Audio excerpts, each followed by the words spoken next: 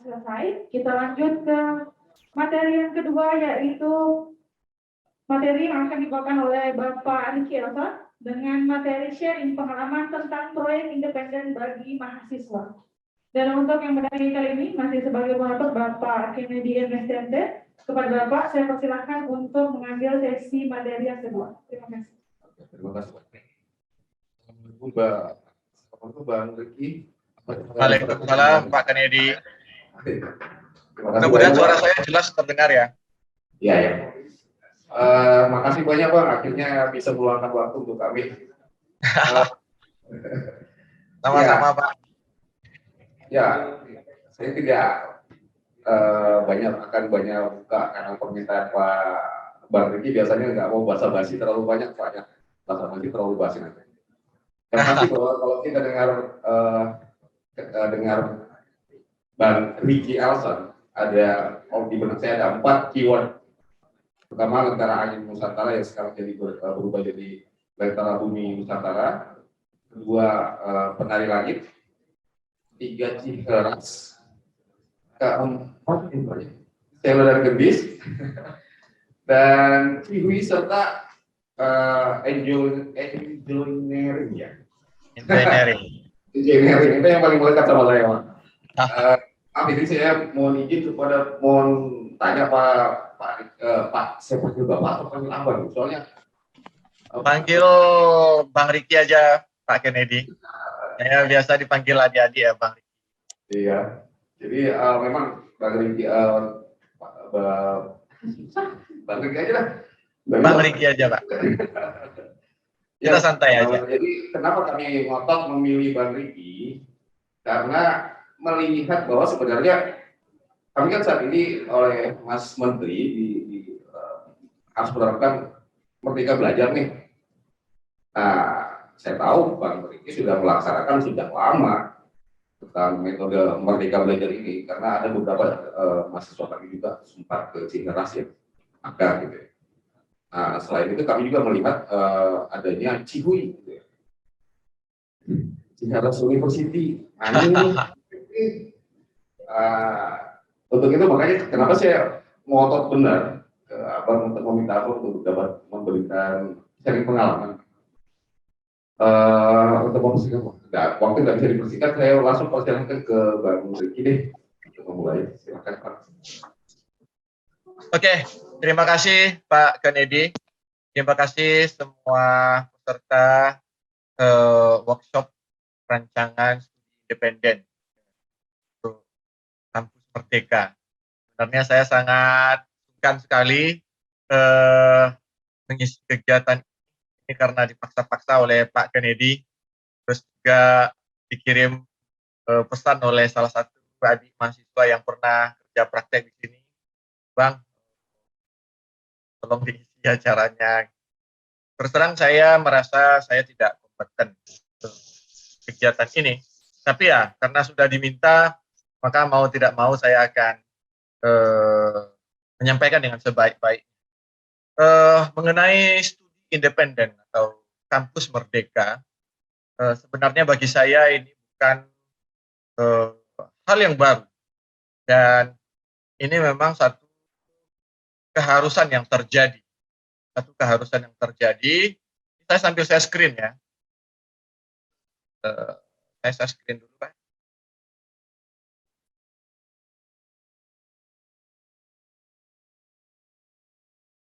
Mudah-mudahan screen saya sudah kelihatan. Ya.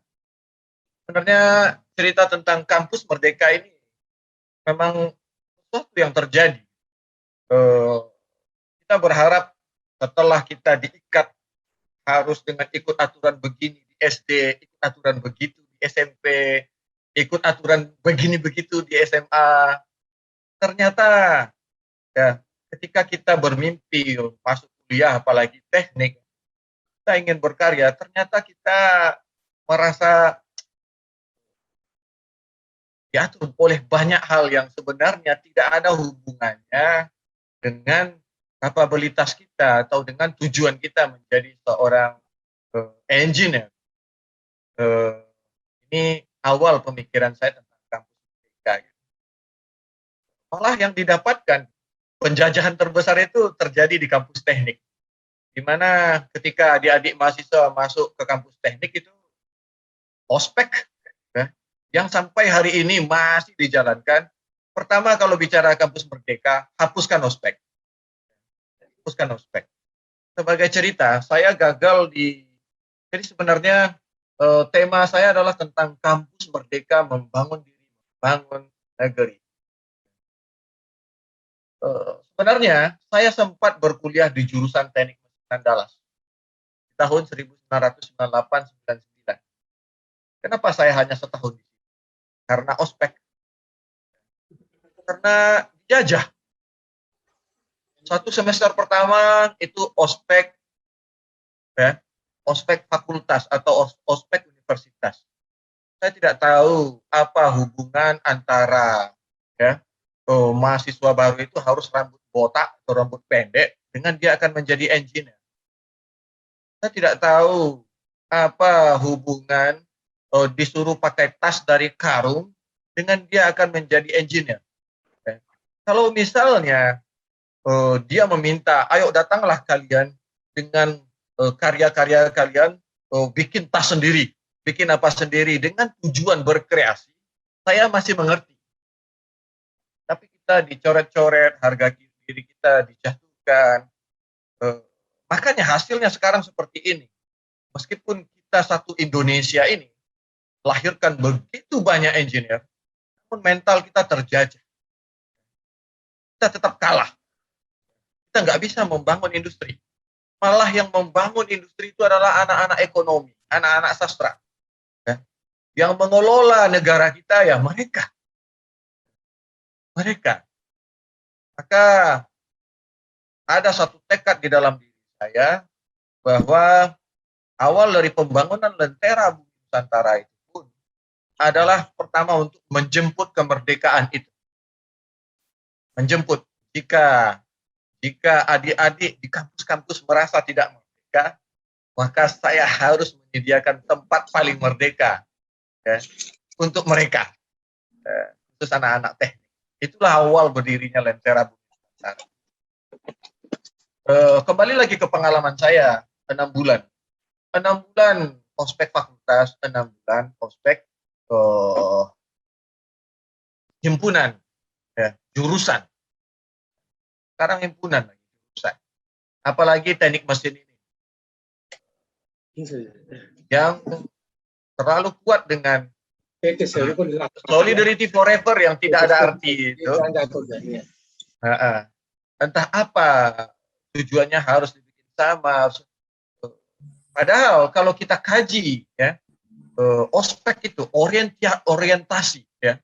Orientasi itu artinya adalah pengenalan kepada cikal bakal adik-adik kita yang baru selesai pendidikan dasar, pendidikan menengah, pertama dan atas.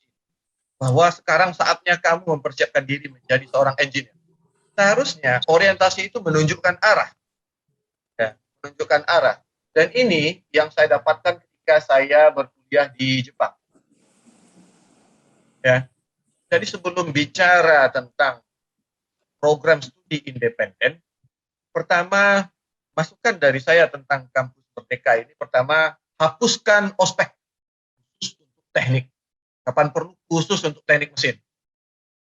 Hapuskan ospek. Ospek yang 6 bulan itu jadikan 2 hari. Jadi saya 6 bulan di ospek universitas, kemudian 6 bulan di ospek himpunan, lalu saya memberontak. Lalu apa yang terjadi? Itulah yang kita lihat sekarang itu, perkelahian antara senior dan junior. Tiap hari kita hanya pergi berkelahi ke kampus. Kita yang harusnya belajar teknik, itu pergi membawa dendam. It's a problem. Dalam permasalahan kemerdekaan ini masalah besar sekali. Sehingga yang mengantarkan saya ke Jepang adalah akibat itu. Karena seorang dosen kalkulus saya yang mengajar dari Fakultas MIPA itu mengajarkan kepada kami bahwa seorang engineer itu tidak boleh terlambat meskipun 1 detik.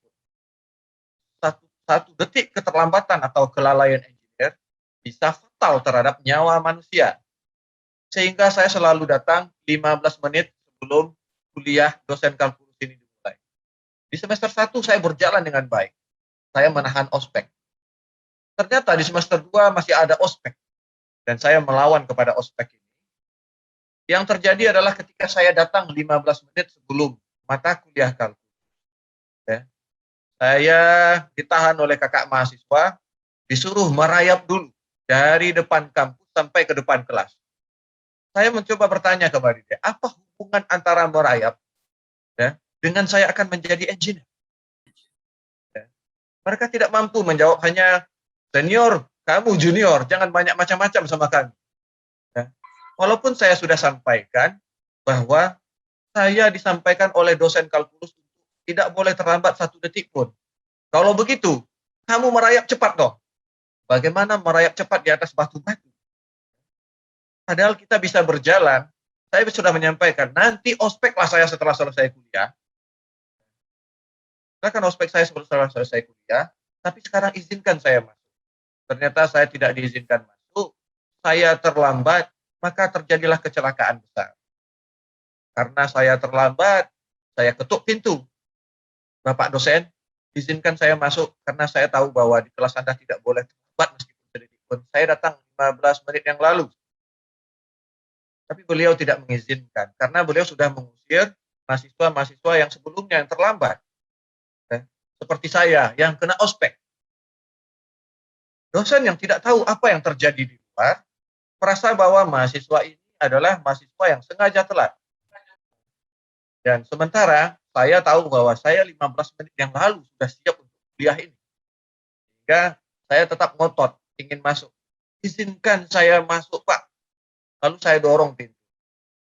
Karena dosennya juga dalam keadaan emosi, sudah banyak yang terlambat, sehingga beliau entah disengaja, entah tidak disengaja, mengambil keputusan, membanting pintu. Sementara kepala saya ada di depan pintu. Kena kepala saya, lalu terjadilah hal yang fatal. Saya kena dan saya pun membalas. Saya menghantam pintu, kenalah beliau, berakhirlah karir saya di teknik mesin unan. Cita-cita saya menjadi engineer sesaat sedetik itu juga punah. Karena saya tidak bisa lagi melanjutkan. Kemudian hari-hari, tapi akibatnya saya benar-benar merdeka.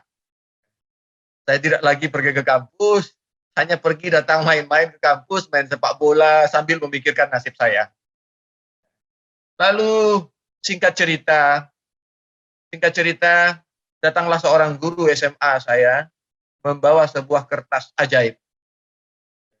Kertas ajaib. Maukah kamu ikut ujian ke Jepang? Saya yang telah merasa gagal di Andalas, tentu saja merasa tidak lagi kompeten untuk melanjutkan kuliah, apalagi mencoba ke Jepang. Di Andalas saja nggak beres. Tapi di sanalah peranan seorang guru. Ya. Hubungan yang dibentuk, di sini saya mempelajari sebuah hubungan yang dalam ya, antara guru dan murid ini. Ya. Antara guru dan murid ini adalah perasaan tanggung jawab dan sebuah relasi yang amat dalam. Meskipun guru saya tahu, ini guru SMA saya ini, meskipun beliau tahu saya gagal di Andalas, beliau bisa mempercayai saya bahwa saya bisa memperbaiki masa depan saya dengan mencoba ujian ke Jepang. Padahal di Andalas saja udah gagal. Sekarang beliau berani memberikan penawaran ke Jepang kepada saya. Yang itu pun harus melalui tes dan seleksi untuk bersaing bersama ribuan anak-anak Indonesia terbaik dan anak-anak ASEAN terbaik. Jadi ada 2 hal yang mau saya sampaikan. Pertama, hapuskan ospek. Yang kedua tadi itu, konsep kampus merdeka itu bukan melepaskan mahasiswa seenaknya, tapi membangun hubungan, ya, hubungan yang dalam. Nanti saya cerita bagaimana hubungan saya dengan dosen, karena saya berbicara kampus merdeka karena saya yang mengalami langsung kampus merdeka itu di Jepang. Kampus merdeka ini harus kedua belah pihak menyampaikan keinginan kemerdekaan. Merdeka ini bukan semaunya, seenaknya. Tapi apa yang akan kita tuju? Apa yang akan kita tuju? dan jalan menuju ke sana kita diberikan kebebasan untuk memilih. Lalu saya mencoba ikut ujian, lalu singkat kata saya lulus untuk ke Jepang. Saya lulus ke Jepang, lalu saya diterima di Polytechnic University of Japan. Di sini saya mengulang kembali teknik mesin. Tanggal 1 April 2000, tahun 2000. Ya, itu adalah hari pertama masuk kampus. Setelah upacara bersama satu kampus, kemudian kita ospek. Saya mengira bahwa ospek ini akan sama lagi kayak di Indonesia. Ternyata di sini ospeknya 2 hari, Pak. Jadi saya menyampaikan hapuskan ospek itu bukan, oh kalau gitu nggak ada ospek dong, not that, bukan itu. Ospek yang saya alami 2 hari di Polytechnic University ini, pertama ospek kampus, yang kedua ospek kegiatan mahasiswa. Ospek kampus adalah kami diperkenalkan siapa saja dosen kami yang akan mengajar kami. Jadi kami diperkenalkan dengan lab-lab. Di lab itu ada kakak-kakak kelas kami di tahun 3, di tahun 4, ya, yang sedang melakukan penelitian, yang sedang melakukan tugas akhir. Mereka lah yang berpacu-pacu, ya. Mereka lah yang berpacu-pacu mengenalkan kepada kami. Kalau kamu masuk lab kami akan di sini kita meneliti tentang ini, di sini kita meneliti tentang elektrik motor, di sini kita meneliti tentang proses welding, di sini kita meneliti tentang robot-robot industri. Sehingga ya sepanjang kita ospek itu kita seperti menonton pameran labor, pameran lab. Ya. Ini labor mesin kita, ini labor praktikum kita, ini labor apa kita. Dan semua asisten labor itu berwajah manis. Ya. Bukan berwajah setan nakut-nakutin adik-adik kelasnya. Ya. Ini nih mental yang harus diperbaiki sebelum berbicara membangun kurikulum independen. Pertama, menghapuskan mental menjajah dari setiap insan di pendidikan. Ini, menghapuskan mental menjajah dari setiap insan pendidikan. Sehingga yang kami dapatkan ketika berkunjung ke lab-lab, kami bertemu dengan asisten lab yang nanti kalian di sini akan belajar tentang ini. Kita akan praktikum tentang ini. Peralatan kita seperti ini. Sehingga kita dengan senang hati memiliki, wah saya pengen segera ngelab di sini. Tapi untuk itu kalian harus mengikuti mata kuliah tahun 1, tahun 2 dulu ya. Baru di tahun 3 kalian boleh masuk ke lab ini. Sehingga dalam hati kita, meskipun kita baru di tahun pertama, bagaimana rasanya ingin cepat melewati tahun 1, tahun 2 ini. Sehingga orientasi tadi itu seperti menepuk pantat kita untuk berpacu berlari ke depan. Di hari pertama kita dikenalkan dengan apa fasilitas kampus kita. Bukan berbicara kekurangan. Ya, dengan segala kekurangan apa yang bisa kita lakukan. Sehingga tidak ada merasa rendah diri. Ya. Mahasiswa itu, apa ini kampus saya, sebenarnya saya pengen masuk ITB, tapi nyampainya di sini, ini alatnya ini nggak ada, apanya nggak ada. Ya. Tidak ada rasa demikian, tapi dibangunlah rasa kebanggaan. Meskipun peralatan kita seperti ini, kita masih bisa melahirkan para engineer-engineer yang seperti ini. Itu ospek hari pertama. Tentang peralatan di kampus, tentang dosen-dosen, dan tentang penelitian-penelitian yang kelak akan dilakukan oleh seorang mahasiswa teknik. Sehingga kita punya gambaran, oh kelak 3-4 tahun lagi saya akan menjadi seperti ini. Oleh karena itulah disusun kurikulum seperti ini. Hari kedua, itu ospek kehidupan mahasiswa. Di hari kedua, yang mengospek kami adalah kakak-kakak kelas kami yang ya melakukan kegiatan kalau di Jepang namanya bukatsu cycle atau UKM, unit kegiatan mahasiswa. Misalnya ini kegiatan sepak bola, ini kegiatan karate, ini kegiatan baseball, ini kegiatan drag race, ini kegiatan motor trail. Ketika hari kedua itu, maka pekerjaan kita tidak lagi di gedung kampus. Kita berkeliling ke tempat kantor-kantor unit kegiatan mahasiswa tadi itu melihat prestasi kakak-kakak kelas kita. Di unit kegiatan solar cell car, ya, solar car, kita melihat mereka memperagakan udah berapa mobil listrik tenaga matahari yang mereka buat, apa-apa aja teknologi yang akan dipelajari di sana. Di unit kegiatan sepak bola, kita melihat kakak-kakak kelas kita ya menjejer trofi-trofi. Mereka telah memenangkan pertandingan antar universitas. Mereka sedang menuju pertandingan antar provinsi. Kemudian bagaimana siswa-siswa tahun 2 kakak kelas kita bertugas membersihkan lapangan, ada yang latihan menendang, ada yang latihan saling ya. Mereka di sana membangun. Kayak ginilah nanti selain belajar, kalian akan mengalami kegiatan kehidupan kemahasiswaan yang bergembira seperti ini. Ya. Itulah yang disampaikan di ospek kegiatan mahasiswa tadi itu. Jadi saran saya tadi itu, hapuskan ospek-ospek yang tidak mendidik, yang apalagi yang merendahkan kemanusiaan, menyuruh push up, tidak ada gunanya. Tidak ada gunanya. Tidak ada gunanya juga uji-uji kemampuan, keterampilan, atau tidak cukup disampaikan apa yang akan dicapai ketika mereka kuliah nanti di teknik.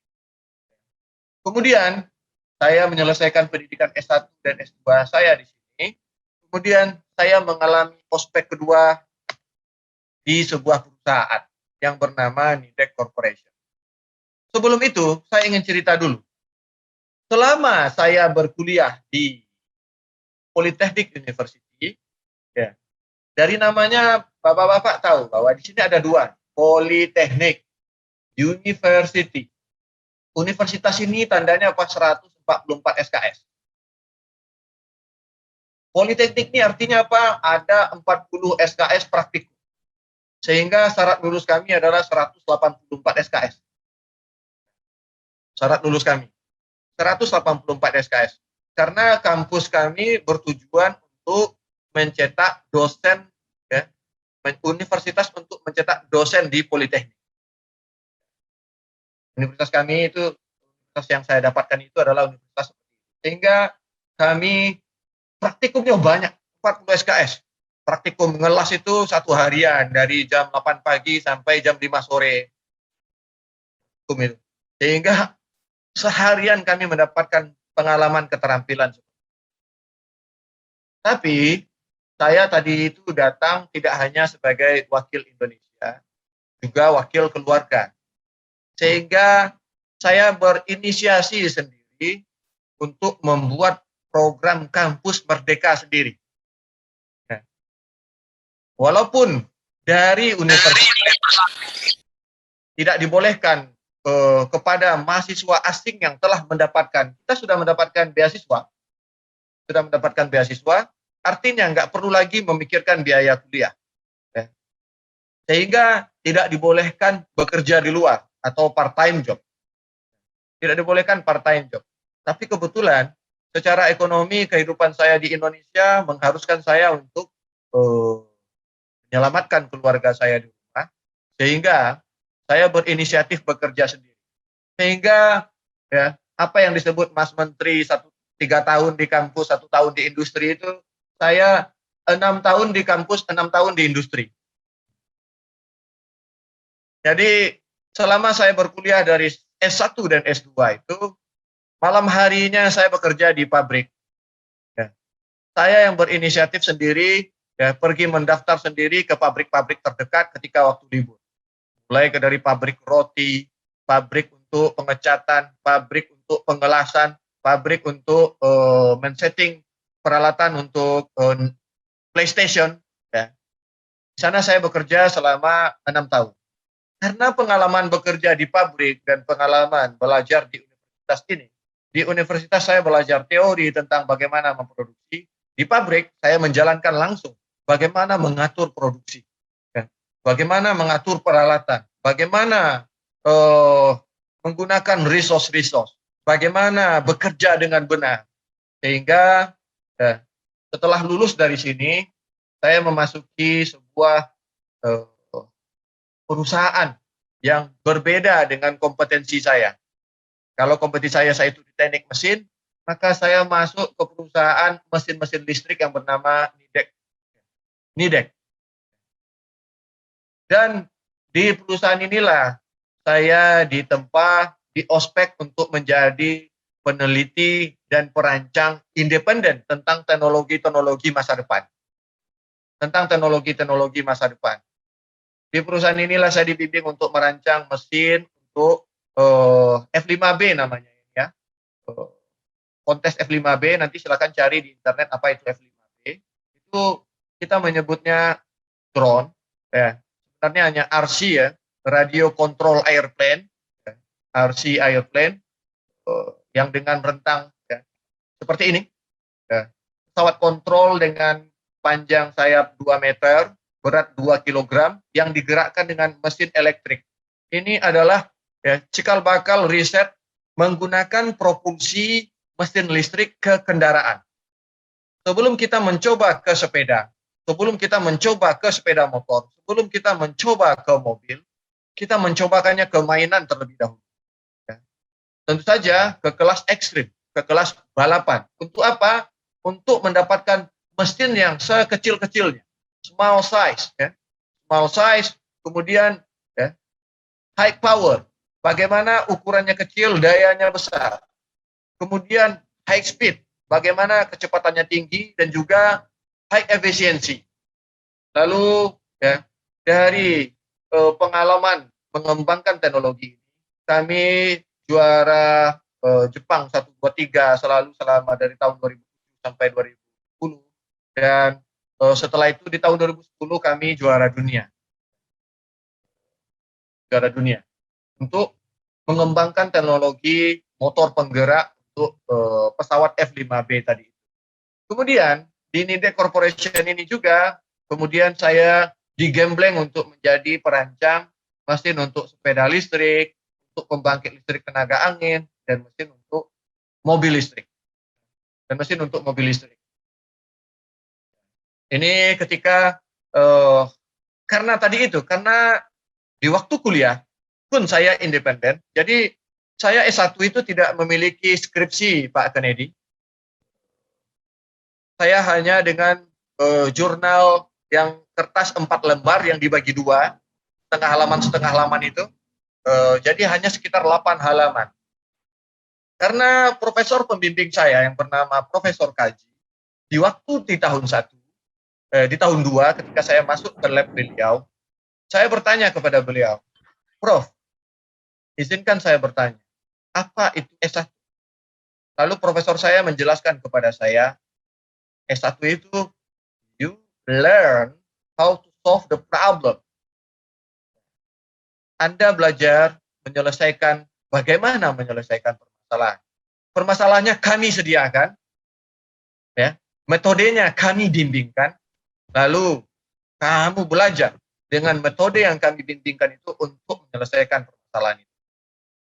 Sehingga ketika seminar akhir, saya membuat PowerPoint dan saya membuat jurnal 4 halaman, 8 halaman untuk menjadi brief bagi penguji. Lalu ketika mereka bertanya, mana skripsimu? Lalu saya sampaikan kepada para dosen penanya saya, ya itu skripsi saya adalah PowerPoint saya yang 15 menit ini, dan kertas yang 4 lembar itu. Kenapa kamu tidak menulis yang seperti buku 40 halaman? Tidak inginkah kamu membawanya pulang ke Indonesia? Tidak, saya bilang. Karena kalau saya akan menulis 40 halaman, paling yang akan saya lakukan adalah ya mengcopy paste lalu memindahkan paragraf-paragraf dari ya tulisan-tulisan kakak kelas saya. Saya tidak akan menulis isinya. Sementara yang 4 halaman tadi itu benar-benar isi tentang how I learn, ya, how to solve the problem. Tentang bagaimana saya belajar, bagaimana menyelesaikan permasalahan. Sehingga saya sampai hari ini, saya tidak membawa pulang yang namanya skripsi S1. Saya enggak punya. Tapi saya lulus. Dan saya lulus sebagai mahasiswa terbaik di universitas. Karena yang saya bangun adalah hubungan yang baik dengan semua dosen. Saya mengunjungi, setiap sore saya mengunjungi berbagai lab bergantian. Berdiskusi, walaupun hanya 10 menit, 20 menit dengan profesor-profesor dari berbagai bidang, dari berbagai lab. Artinya, ada suasana itu yang terbentuk di kampus Merdeka, bahwa mahasiswanya dengan senang hati kapan saja boleh mengunjungi dosen. Ketika dosennya bilang lagi sibuk, tinggal bilang, saya ada kegiatan, silakan Anda datang lagi nanti jam berapa. Tapi biasanya dosen-dosen itu menyediakan waktu sebelum pulang dari jam 5 sore sampai jam setengah 8 malam itu, menyediakan waktu untuk bertemu dengan mahasiswanya sambil bimbingan. Dan saya, meskipun tidak dibimbing oleh dosen-dosen tersebut, selalu berkunjung tidak hanya ke dosen, ya, tidak hanya ke dosen di teknik mesin. Hampir semua dosen teknik elektro mengenal saya. Hampir semua dosen teknik sipil dan arsitektur juga mengenal saya. Hampir semua orang-orang di perpustakaan mengenal saya. Hampir semua orang di administrasi mengenal saya. Karena ya, saya menjadikan tempat saya, kampus itu, sebagai tempat yang benar-benar merdeka. Yang benar-benar merdeka sehingga dimanapun, siapapun adalah guru atau partner saya untuk belajar. Partner saya untuk menjadi seorang engineer. Saya tidak merasa bahwa tukang sapu, ibu-ibu yang lagi menyapu pagi-pagi membersihkan kantin itu ya, adalah bukan bagian dari kampus. Ya. Mereka juga adalah bagian yang membuat suasana hati belajar kami menjadi sangat bagus sekali, sehingga mereka juga adalah bagian yang penting. Sehingga saya dengan senang hati setiap pagi menyapa ibu-ibu itu. Ohayou gozaimasu. Lalu mereka akan menjawab, hayai desu ne. Waduh, kamu cepat sekali ya datangnya ya. Padahal saya baru pulang kerja dari pabrik jam 5 pagi. Saya pulang kerja dari pabrik jam 5 pagi, lalu masuk kampus jam 9 pagi. Hampir setiap hari saya jalankan seperti itu. Tapi karena saya menjalankannya dengan gembira dan dengan purpose, dengan tujuan, sehingga saya mampu menuntaskan itu dengan baik. Adik-adik yang sekarang ikut serta di dalam workshop ini, mungkin mengira bahwa, oh ini bukan manusia ini. Enggak, saya juga manusia seperti adik-adik. Tapi ketahuilah, usia 20 itu, usia kita, ya, usia raga kita ingin men-challenge ke segala kemampuan. Maka jangan batasi. Jangan bawa rebahan.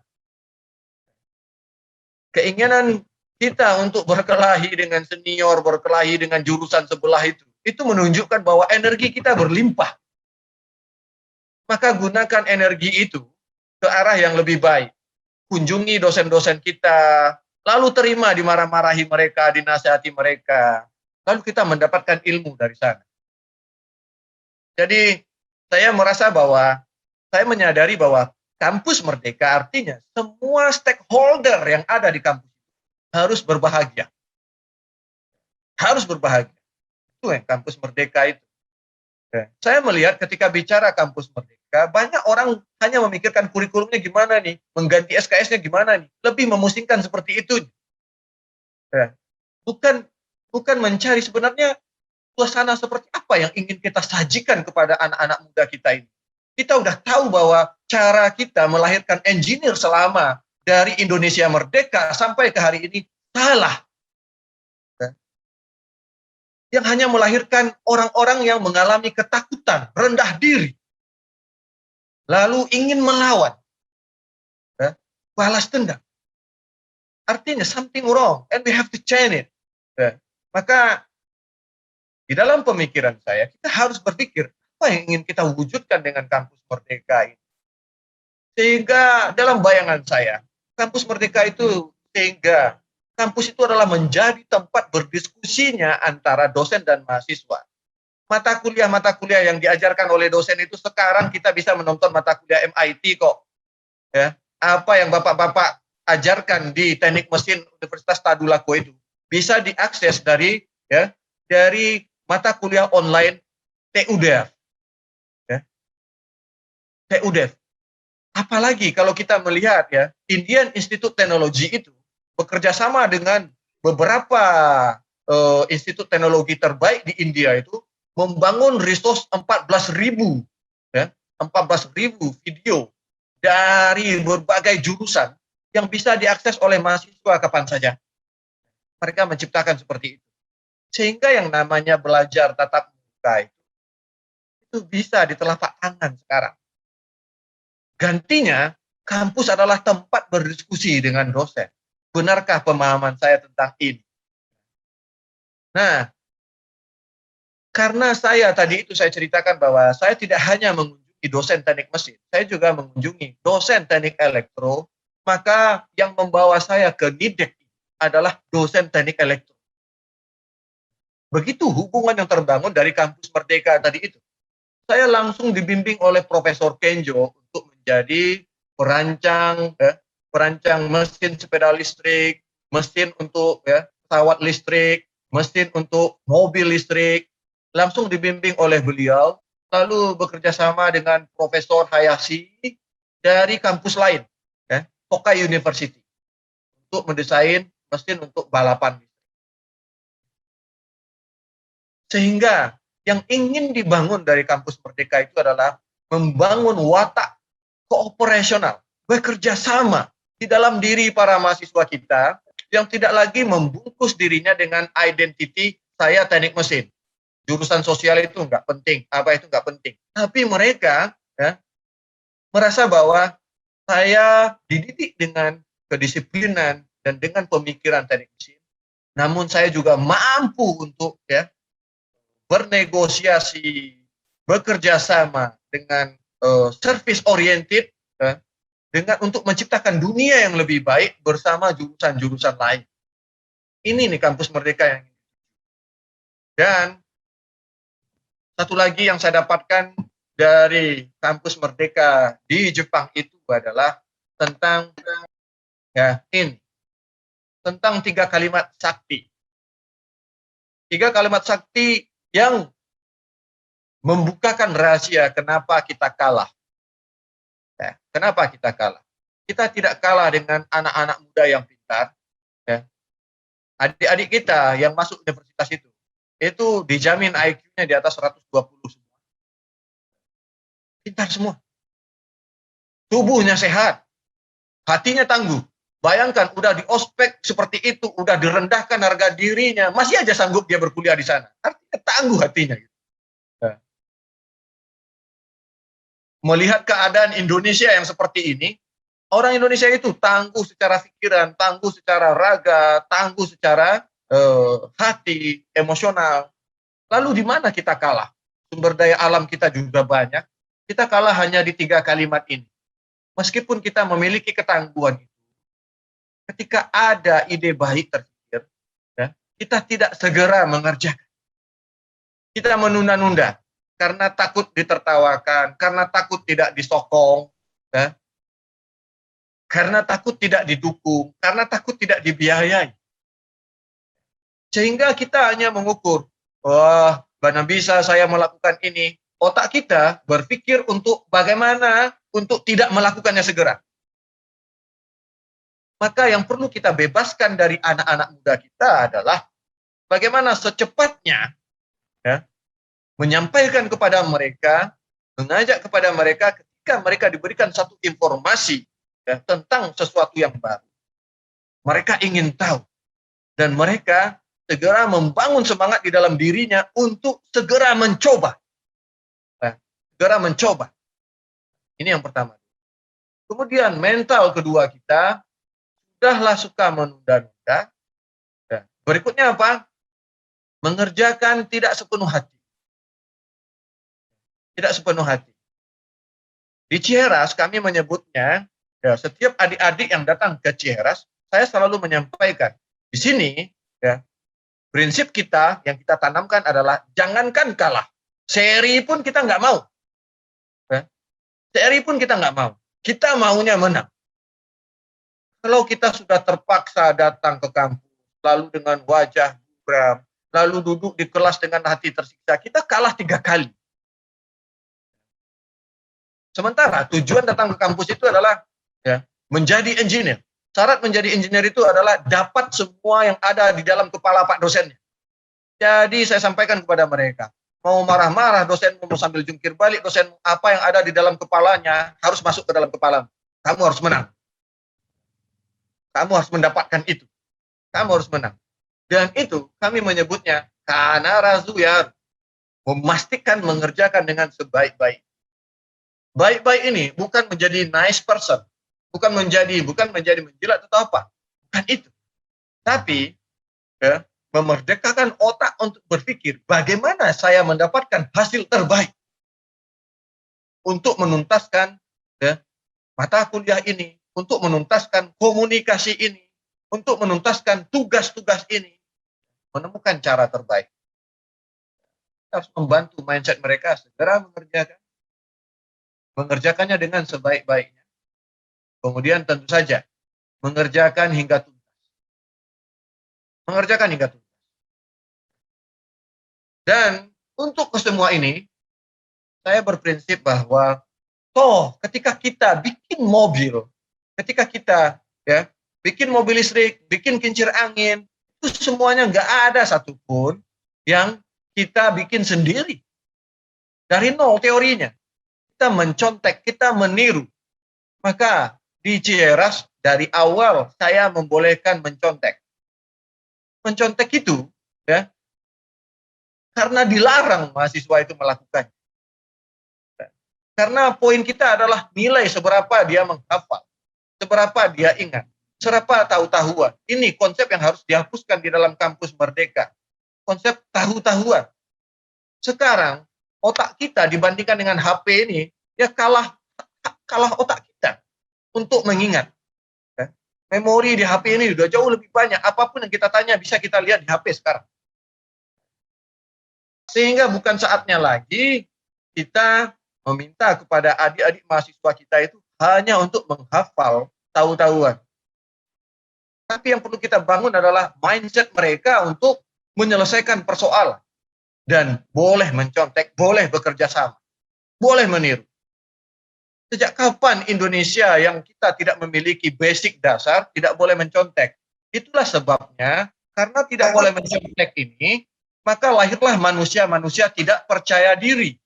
Manusia-manusia tidak percaya diri ini akan merasa terganggu ketika melihat orang berprestasi. Sehingga di dalam kepalanya yang pertama kali keluar adalah, wah dia bikin itu, bahaya ini kalau tidak dicari kelemahannya. Ya, dia akan lebih tinggi daripada saya. Sehingga otak kita tidak mampu memerintahkan diri kita untuk tepuk tangan. Tapi ketika kita melihat ada seseorang mengeluarkan ide, kita langsung insult, kita langsung meremehkan. Itu anak kecil juga bisa. Allah itu meniru di mana? Allah itu meniru Lamborghini. Ketika mobil listrik Selo saya keluar, semuanya bilang, wah itu meniru Lamborghini, itu meniru Maserati, itu meniru Ferrari.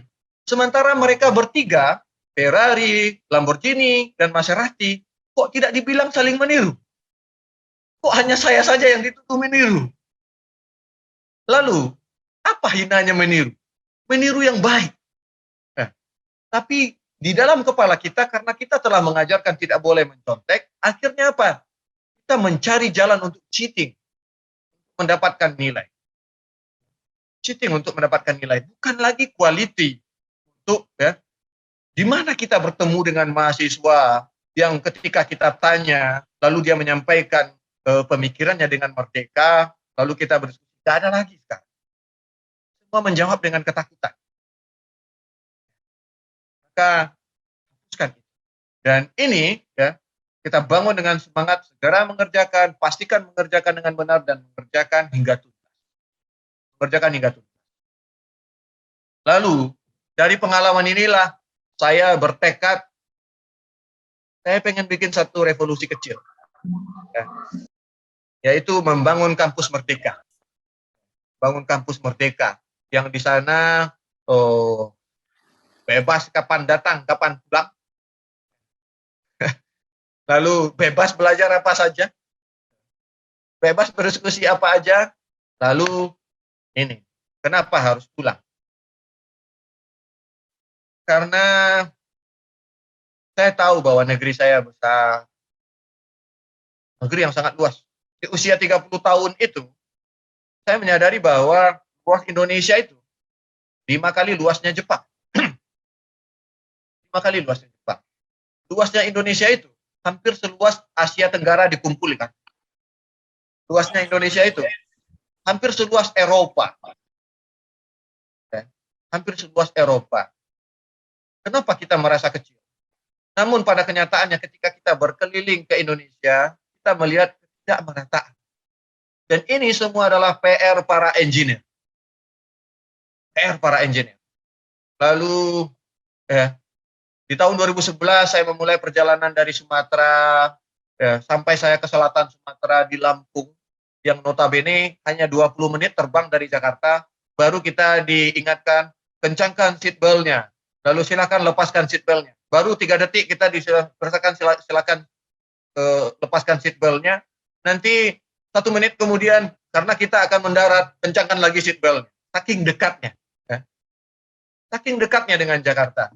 Tapi problemnya, lihat, di sepanjang Sungai Tulang Bawang, kita melihat kehidupan yang seperti ini. Di tahun 2010-an, 2020-an, kita masih melihat bahwa bangsa kita hidup seperti ini. Hidup di bantaran sungai, ya, mandi di sini, mencuci piring di sini, ya, tinggal di sini. Karena mereka tidak ada pilihan. Karena kita saling tidak memberikan solusi satu sama lain. Karena kita hanya ingin menyelamatkan diri kita satu sama lain. Ya. Inilah buah persaingan yang dibangun di sekolah-sekolah selama ini. Buah persaingan. Sehingga melakukan perbaikan ini hanya untuk sebagai prestasi untuk naik ke atas. Bukan karena bahwa ini adalah kewajiban kita sebagai manusia. Bukan sebagai seharusnya kita harus memperbaiki keadaan ini. Begitu banyak insinyur teknik mesin, yang bikin kapal ini bukan insinyur teknik mesin. Ya. Apalagi di Sulawesi itu. Ya. Adakah mahasiswa Bapak yang jurusan teknik mesin yang sekarang punya usaha bikin kapal? Saya rasa nggak ada.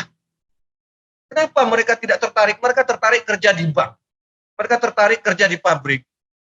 Sementara bapak ibunya ditinggalkannya di sungai berbahaya. Dengan mesin kelotok yang tong tahu kapan rusaknya itu. Ya. Begini nasib kita. Lalu di sana saya tergugah. Saya teruskan perjalanan. Berkeliling Jawa, Selatan Jawa, Utara Jawa, lewat Bali, Pulau Lombok, Pulau Sumbawa, sampai saya ke Kepulauan Komodo. Dan di sini logika saya terpukul. Kita berteriak-teriak tentang Pulau Komodo yang indah, terumbu karang yang harus diselamatkan, komodo yang harus dijaga. Benar, itu perlu dijaga. Tapi jauh sebelum itu, jaga dulu manusianya. Jaga dulu manusianya. Adik-adik kita di sini tinggal ya, tidak ada listrik, tidak ada sekolah, tidak ada air bersih. Dan kita para engineer, para ilmuwan, tidak merasa malu dengan keadaan ini. Kita hanya merasa sulit bahwa tugas-tugas kita sehari-hari memprinter ini, membaca itu sudah repot banget. Ya. Ini buah dari ya yang penting hanya mengejar jurnal, berapa indeks punya saya di Citasi, apa pangkat saya. Kita tidak merasa bahwa ini tanggung jawab kita. Kita merasa ini adalah tanggung jawab pemerintah. Pemerintah itu merasa itu tanggung jawab para ilmuwan. Kita saling tolak-menolak. Ini bukan tanggung jawab saya.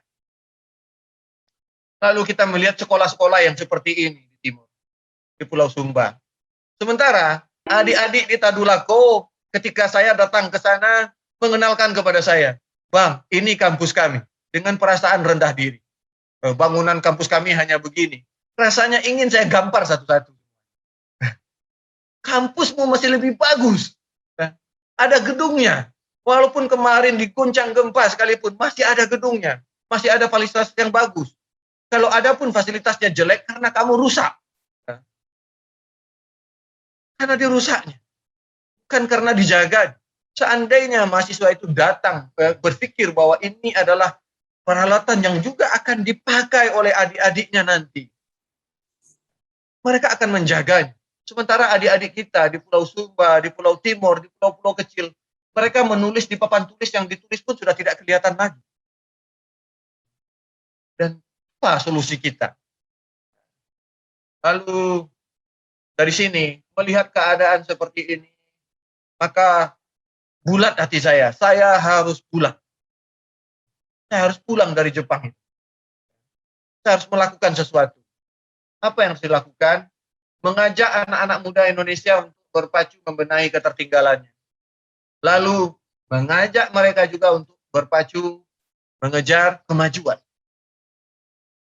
Tapi dari mana ini memulai? Apakah bikin campaign kitabisa.com, kumpulkan uang begini-begini? Tidak, ya. Tidak semua orang punya ide seperti itu, ya. Tapi satu hal yang perlu disampaikan kepada semua adik-adik ini adalah bagaimana memperdengungkan, menggetarkan di dalam rongga dada kita ini, ya, sebuah tekad untuk menjadi lebih baik. Ya. Sebuah tekad untuk menjadi lebih baik. Apa yang saya lakukan bermula dari hal yang sangat sederhana, yaitu tekad saya untuk membangun kembali kepercayaan diri. Kepercayaan diri anak-anak Indonesia. Apa permasalahan kita? Kita tidak percaya kepada diri kita sehingga apa? Kita tidak tahu how to respond terhadap senior kita, terhadap teman kita, terhadap dosen kita, terhadap orang tua kita. Kita merasa bahwa mereka hanya akan menyusahkan kita, mereka hanya akan memperalat kita, mereka hanya akan menggunakan kita. Sehingga kita tidak percaya kepada orang tua kita tidak percaya kepada guru-guru kita tidak percaya kepada pemimpin kita tidak percaya kepada sesuatu di lain. Maka PR besar dari Kampus Merdeka itu adalah membangun kembali kepercayaan diri dengan mengembalikan kemerdekaan insting mereka. Lalu kuncinya apa? Kuncinya adalah transformasi, perubahan, ya, perubahan detail. Ya. Apa yang berubah? Complete change. Pasti akan pusing mikirin nanti kurikulumnya kayak gimana nih, mengganti angka-angka kurikulumnya gimana nih, pasti akan pusing. Ya. But that's no problem. Kita nikmati segala kepusingan itu, kita bisa lakukan dari yang kita bisa. Karena apa? Transformation itu adalah, ya, complete change, perubahan dari appearance, tampilan berubah, karakter dari something atau someone, sehingga ada improve. Intinya harus ada improve baik di kalangan mahasiswa, di kalangan dosen pengajar, di kalangan institusi itu sendiri. Ini perlu tekad untuk bertransformasi. Lalu saya teringat, ya, ucapan seorang Ichiro Suzuki yang selama 10 tahun di Major League, sejak dia datang ke Major League Baseball itu adalah pentas baseball terbesar di dunia. Sejak dia menginjakkan kaki di Major League, dia 10 tahun menjadi pemain terbaik, ya, menjadi best player dengan hit terbanyak. Sampai hari ini rekor hit terbanyak itu dia. Apa keistimewaannya? Keistimewaannya sangat sederhana sekali. Ya, persiapan. Dia melakukan persiapan yang matang. Ya. Apa baginya persiapan? Persiapan itu adalah iwake zairyo untuk narieru mono haiju steiku. Menghapus segala sesuatu yang menjadi alasan. Ya. Kenapa gagal main sepak bola ini? Kenapa gagal? Dicurangi wasit. Ya. Dia tidak pernah mempersiapkan dirinya, seandainya wasit curang sekalipun, mereka tetap menang. Kenapa gagal? Karena striker saya dipatahkan lawan. Mereka tidak menyiapkan tim yang seandainya pemain terbaiknya dipatahkan lawan sekalipun, kipernya pun tetap bisa bikin gol.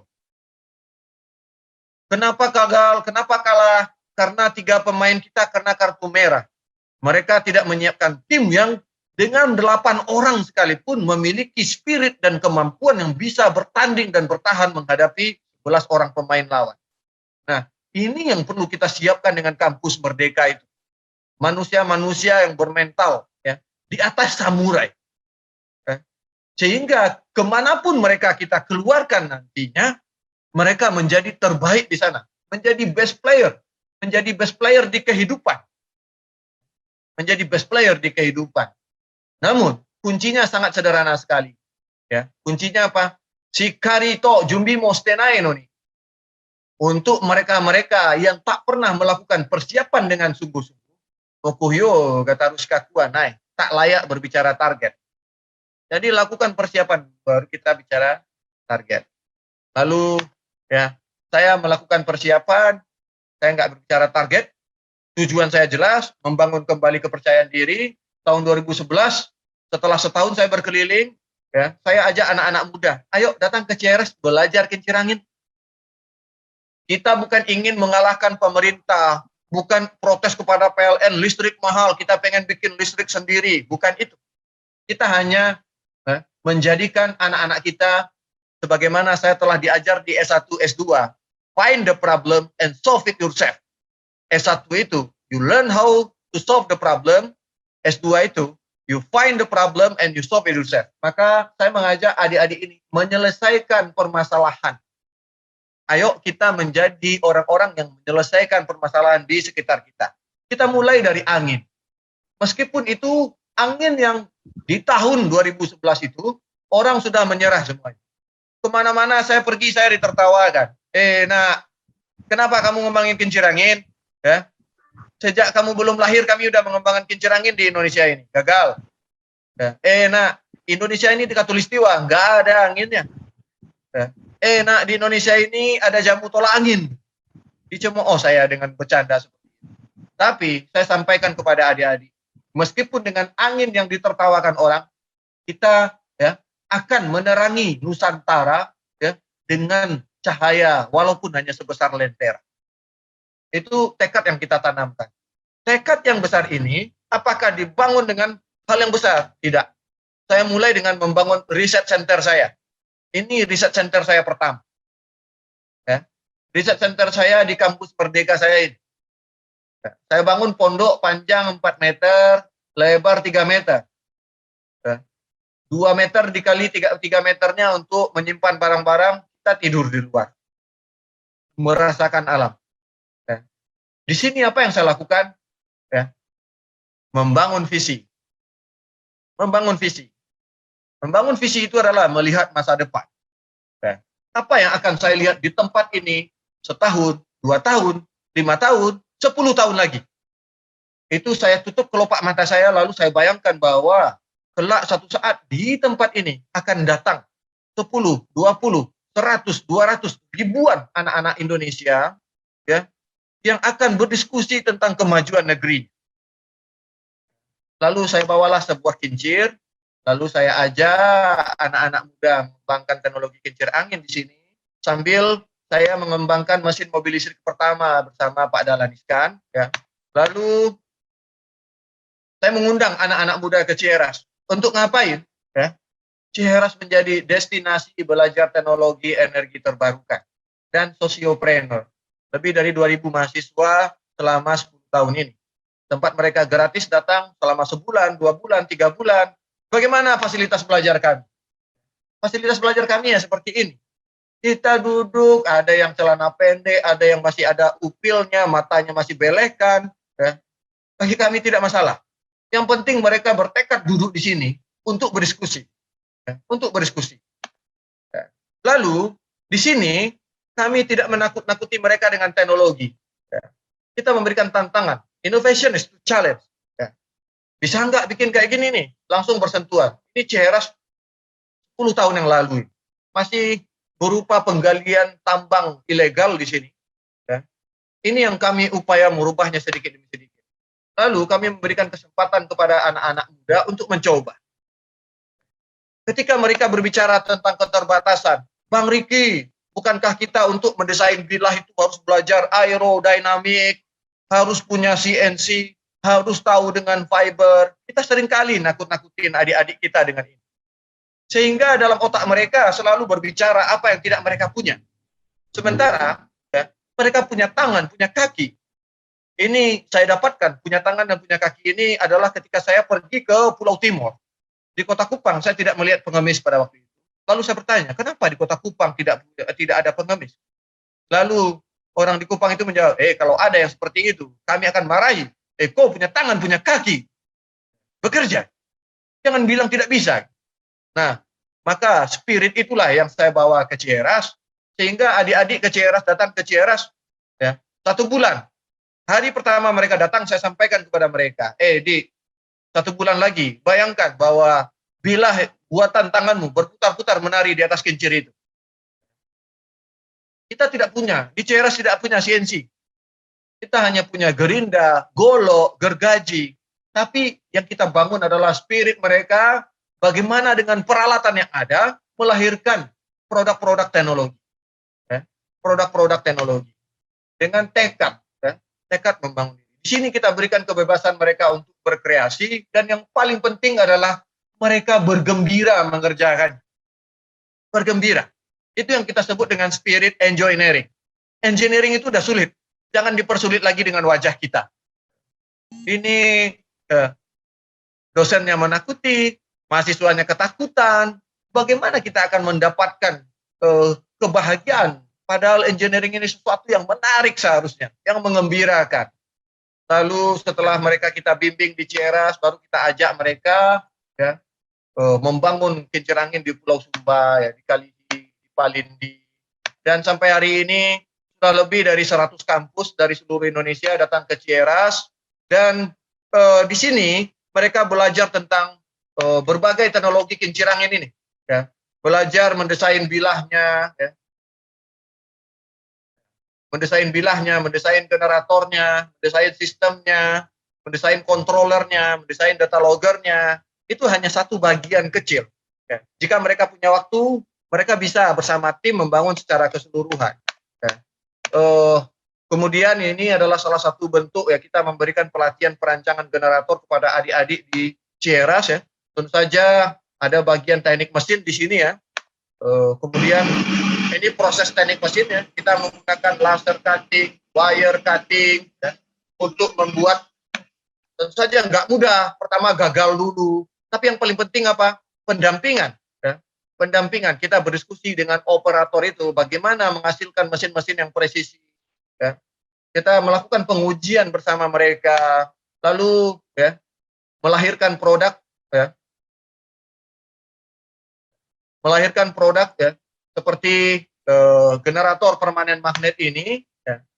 Dan ini kita buat dengan teknologi paten yang saya kembangkan di tahun 2013 ya. 2013 saya membuat paten yang sederhana yang terinspirasi dari di waktu kecil ketika saya main layangan ya. Saya kesulitan menggulung benangnya dengan kayu.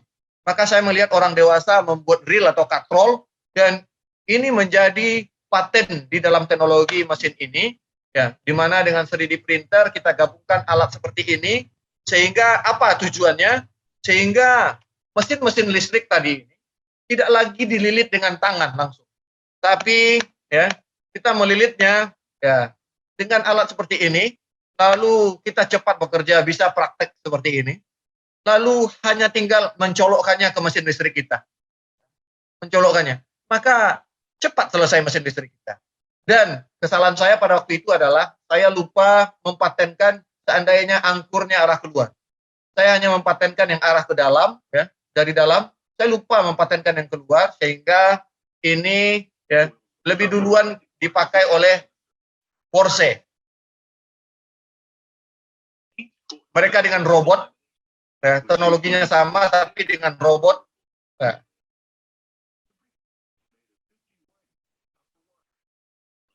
Bedanya dengan itu. Artinya apa? Zaman sangat cepat sekali, kita nggak punya waktu lagi membingungkan diri bagaimana kurikulum, bagaimana aturan ini dan aturan itu. Ya, sembari kita memusingkan itu, adik-adik kita segera diberikan kemerdekaan. Di Cieras, adik-adik mahasiswa kebetulan kami sedang ada proyek membuat generator 100 kilowatt. Ya, maka adik-adik ini sedang mendapatkan kesempatan bersentuhan untuk di dalam proses pembuatan mesin 100 kilowatt ini. Ya, mesin 250 kilowatt untuk mobil listrik ini. Demikian pemaparan saya tentang kampus Merdeka dalam versi saya. Maafkan, benar-benar jadi tidak jadi referensi yang baik buat bapak-bapak. Terima kasih, dan kita masuk ke sesi tanya jawab. Silakan. Luar biasa. Ya, di sini pesertanya selain dosen juga para mahasiswa. Ini nyentil kiri kanan nih, nyentil dosen ya sekaligus mahasiswanya. Makasih banyak Bang sentilannya. Mohon maaf Pak Kennedy. Oke, mungkin ada pertanyaan dari peserta offline maupun online, silakan. Kalau yang online ajukan raise hand aja. Kalau yang offline mungkin ada. ini kena sentil kayaknya Bang. Ternyata Oh ya, ternyata gara-gara sentilan itu. Tapi memang benar bahwa mahasiswa masih, tapi kita kaget Bang. Ospeknya panjang benar kemarin sampai 6 bulan. Kalau di sini kebetulan kami sekarang ada ospek lagi ya.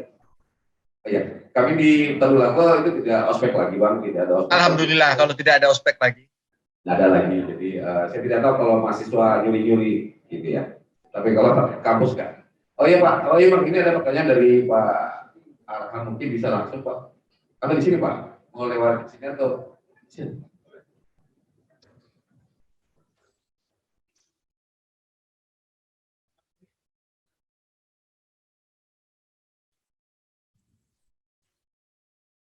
Pak Haji.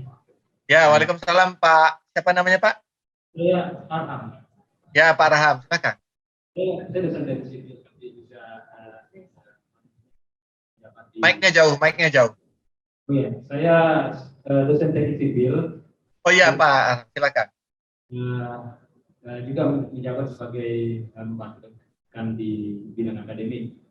Nah, ini yang saya mau tanyakan, saya tertarik tadi mengenai ospek tadi itu. Biasanya kalau ditanya mahasiswa, apa sih, kenapa Anda ngotot itu minta adanya seperti ospek? Ya? Jawaban mereka untuk mendisiplinkan mereka supaya mereka lebih hormat dengan senior, karena hormat dengan senior, hormat dengan dosen, katanya begitu. Nah, saya mau tanya ini mengalami di Jepang, mulai jadi mahasiswa baru S1 sampai S2, katanya ospeknya cuma 2 hari.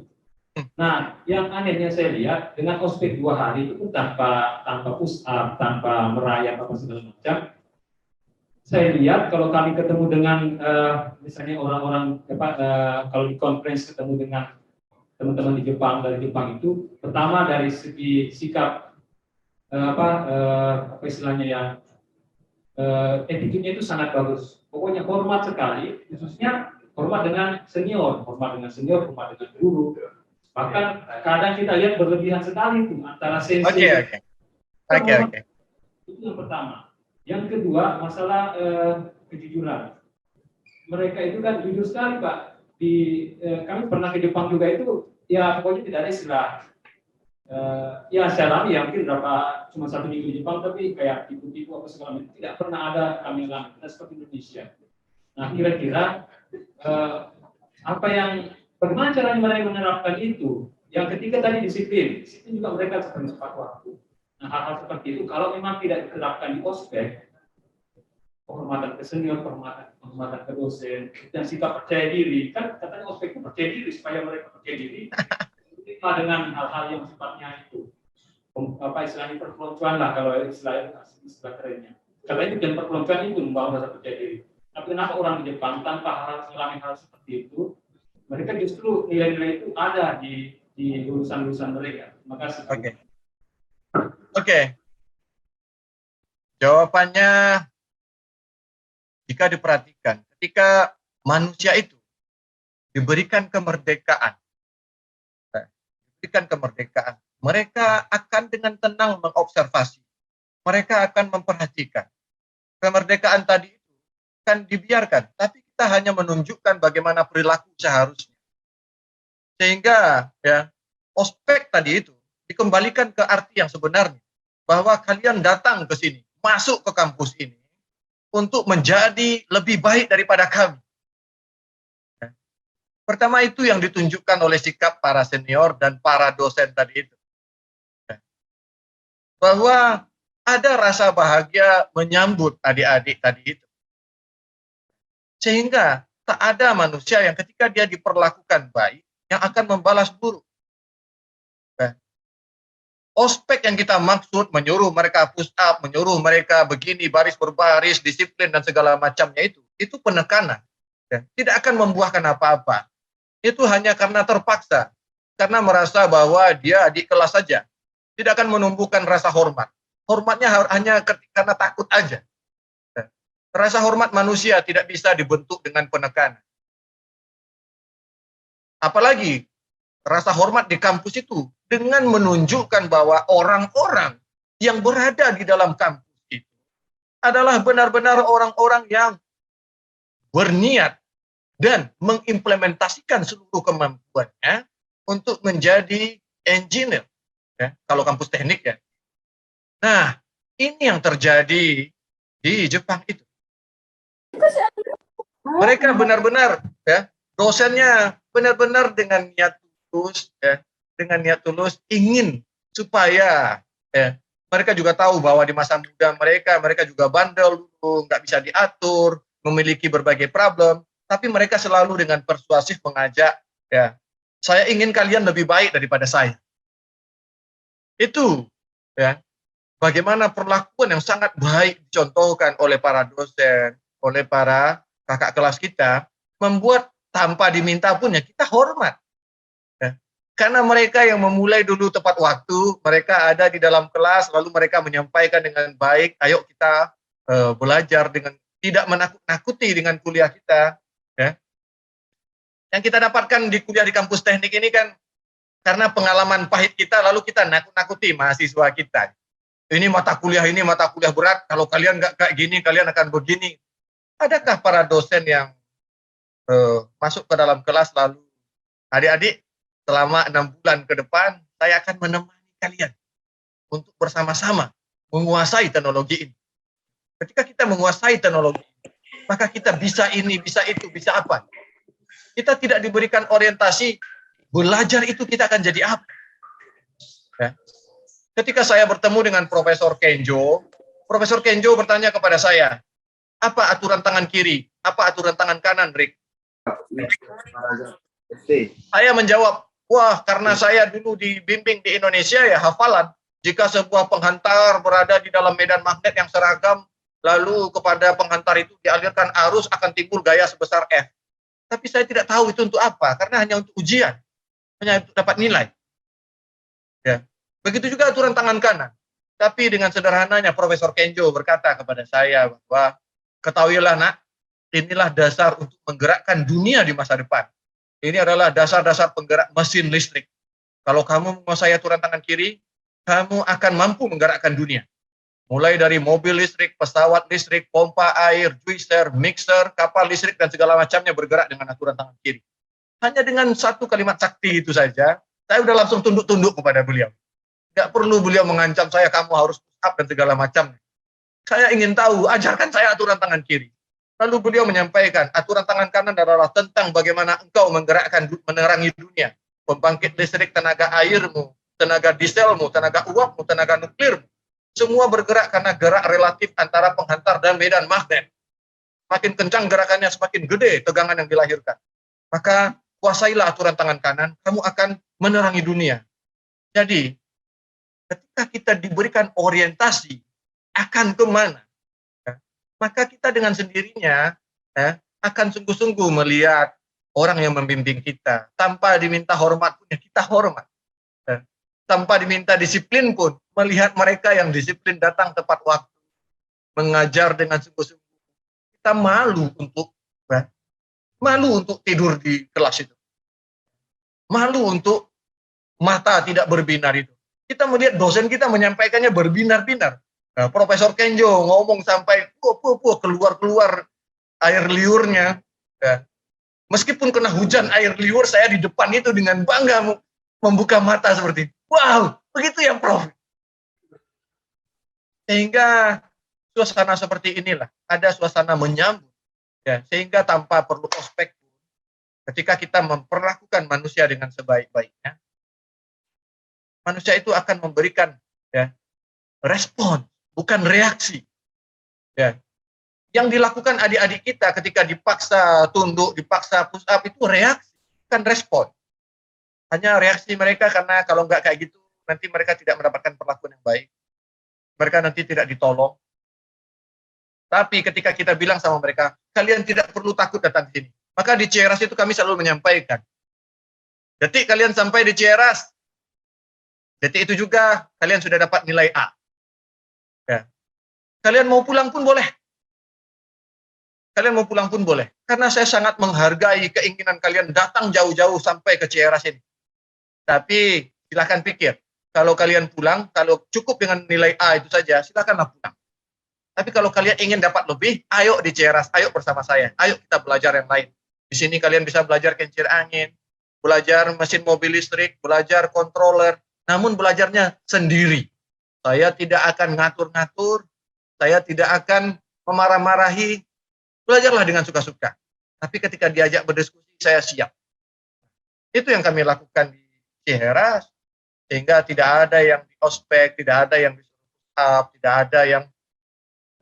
Kami hanya menyampaikan dua hal di sini, yaitu briefing pagi dan evaluasi malam.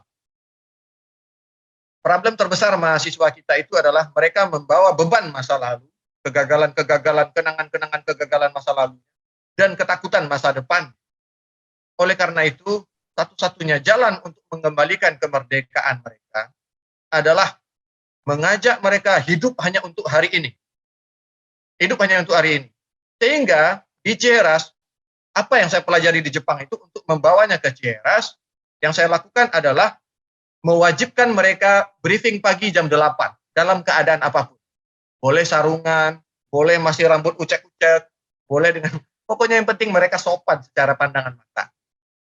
Lalu kita berkumpul jam 8 pagi itu, setiap kita menyampaikan apa yang akan dikerjakannya dari jam 8 pagi ini sampai ke jam 8 malam nanti. Cukup main eventnya saja. Ya. Kita mengajar mereka ya, berbicara simple, bold, and clear. Ya. Singkat, padat, dan jelas. Ya. Hari ini saya akan melanjutkan pembuatan bilah, saya akan melakukan perancangan dengan SolidWorks-nya, kemudian akan membeli kayu, dan kemudian akan saya jemur, kemudian saya akan berolahraga di sore hari, dan melanjutkan berbagai kegiatan di kandang, dan lain-lain. Simple, bold, and clear. Nanti, di malam hari kita kumpulkan lagi mereka untuk evaluasi. Apa yang telah dicapai pada hari itu. Sehingga kita membiasakan mereka hanya melihat hari ini. Ya, hari ini sungguh-sungguh. Mereka tidak mengalami ketakutan masa depan, besok akan seperti apa, kemarin seperti apa. Nah, ini salah satu contoh penerapan kampus Merdeka yang saya coba terapkan dari apa yang saya dapatkan di Jepang.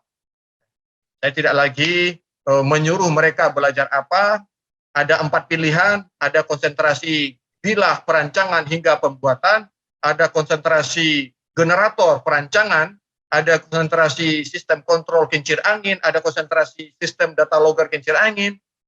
Apapun jurusan mereka, silakan kalian mau pilih mana. Konsekuensinya kalian akan belajar ini ya, akan belajar ini, akan belajar ini. Lalu, kami membiasakan mereka untuk melakukan pengecekan perjalanan setiap hari. Karena mereka merencanakan setiap pagi, evaluasi setiap malam, mereka punya catatan setiap hari. Ya. Catatan setiap hari, apa-apa yang telah mereka lakukan, lalu kami minta mereka untuk ya, melakukan presentasi mingguan setiap minggu. Ya. Sehingga setiap orang mendapatkan kesempatan berdiri di depan, berbicara di depan orang banyak. Sehingga mereka tidak berbicara panjang-panjang. 1 minggu ini apa yang telah mereka capai? Apa kendala yang mereka hadapi? Bagaimana mereka berusaha bersama-sama menyelesaikan permasalahan itu? Lalu minggu depan apa rencana mereka? Lalu setelah itu, setelah presentasi mingguan, nanti setelah mereka 1 bulan di sini, kami berikan 2 kesempatan. Yang pertama adalah presentasi akhir, yaitu kesimpulan dari 1 bulan mereka di sini. Kemudian kita berikan sesi bebas di malam hari untuk mereka bercerita. Ya, bercerita tentang bagaimana keadaan mereka sebelum datang ke sini, apa yang mereka dapatkan di Cieras, dan apa mimpi mereka. Lalu di sanalah kita membangun adik-adik yang saling menghormati tanpa dipaksa tadi itu, ya, saling membangun kedisiplinan sendiri, saling mengingatkan sendiri. Nah, begitu Pak Arham tentang apa yang saya lihat di Jepang dan apa yang saya coba terapkan di Cieras. Bang Riki. Sama-sama, mohon maaf. Ini ada lagi. Pak Ken, boleh saya lanjut Pak Ken? Oh, Pak Tutang yang kebetulan di... Silakan Pak Tutang. Silakan langsung Pak. Assalamualaikum, Waalaikumsalam Pak Tutang. selamat siang Pak Elson. Eh, Selamat siang juga. ya, keren nih materinya, Pak Elson. Mudah-mudahan di Tadulako ada muncul Elson berikutnya, Pak Elson. Keren nih materinya, Pak. Saya ini, Pak, apa namanya, dari teorinya Giley dan Eglan ini tentang profesi nih. Profesi ini salah satu parameternya itu adalah keilmuan. Benar. Kebetulan saya dari alumni Teknik Tadulako. Ya. saya melihat ada kecenderungan bahwa lulusan itu tidak dalam profesi itu tidak menerapkan keilmuannya. Seperti pengantar Pak Elson tadi seperti itu. Kami juga di sini ada teman-teman alumni yang profesi dari teknik sipil itu menjadi musisi, ada yang di kafe, apa semua seperti itu. Dan saya dari teknik mesin juga seperti ini, kecenderungan kalau kita melihat lulusan dari alumni sendiri tidak seperti yang kita bayangkan. Mungkin ekspektasinya kita ada yang di bagian montir, ada yang di bagian engineer tentang di ini kelihatannya lebih di bidang bukan di bidang engineering seperti itu. Mungkin ini juga salah satu faktor kenapa kita dipaksakan ada yang namanya mungkin salah satunya magang industri seperti itu. Ya mungkin yang Pak Elson di Jepang yang sebenarnya sudah lama seperti itu. Dan dengan waktu yang durasi yang cukup lama, mungkin yang juga yang sekarang itu ingin mengejar target untuk mencapai cepat lulusannya itu seperti itu. Kira-kira ini mungkin ada tips Pak Elson ini supaya dari teman-teman yang di mahasiswa itu betul-betul menerapkan keilmuannya karena salah satu profesional itu adalah keilmuan. Thank you Pak. Thank you. Terima kasih Pak Tutang. Saya langsung jawab saja. Kenapa para engineer yang dari awal memilih jalan bersusah payah belajar ke-engineeringan ternyata tidak memilih profesi ke-engineering? Karena mereka merasa itu tidak mampu menyelamatkan mereka. Karena mereka tidak berbahagia di jalan itu. Karena mereka tidak berbahagia di jalan itu. Karena mereka tidak merasakan bahagia ketika belajar itu dulu. Tapi ketika mereka merasakan kebahagiaan belajar engineering tadi, belajar keilmuan tadi, maka akan dengan sendirinya setelah lulus kemanapun dia dicampakkan, dia akan mencari jalan untuk ke sana. Sebaliknya, jika mereka tidak bahagia belajar itu, ya, seandainya ditaruh di industri pun, mereka tidak akan sepenuh hati. Mereka tidak akan sepenuh hati. Pekerjaan kita adalah, ya, kita tidak mengajar siapa-siapa, Pak. Ilmu-ilmu yang kita ajarkan kepada adik-adik kita juga bukan ilmu buatan kita. Itu juga kenangan perjalanan perjuangan panjang manusia selama 2000 tahun lebih ini. Jadi pekerjaan kita bukan memasukkan ilmu kepada mereka, tapi adalah bagaimana membuat mereka berbahagia berkenalan dengan ilmu itu. Berkenalan dengan ilmu itu. Sehingga meskipun kita tidak mengajarkannya langsung, tapi mereka memiliki engagement bahwa mereka mendapatkan kebahagiaan bersentuhan dengan pekerjaan seperti itu. Maka dengan sendirinya. Sehingga walaupun saya pulang dari Jepang, tinggal di Ceras, tinggal di kampung, walaupun saya pernah di industri dulu, ya, tapi tidak mematikan semangat saya untuk meriset, untuk mendesain kincir angin yang baru, untuk mendesain generator untuk pembangkit listrik tenaga panas bumi, tenaga ombak, tenaga arus laut yang baru. Karena saya pernah merasakan kebahagiaan ketika belajar itu dulu. Karena saya tahu bahwa ketika belajar itu, kelak ilmu ini akan bermanfaat.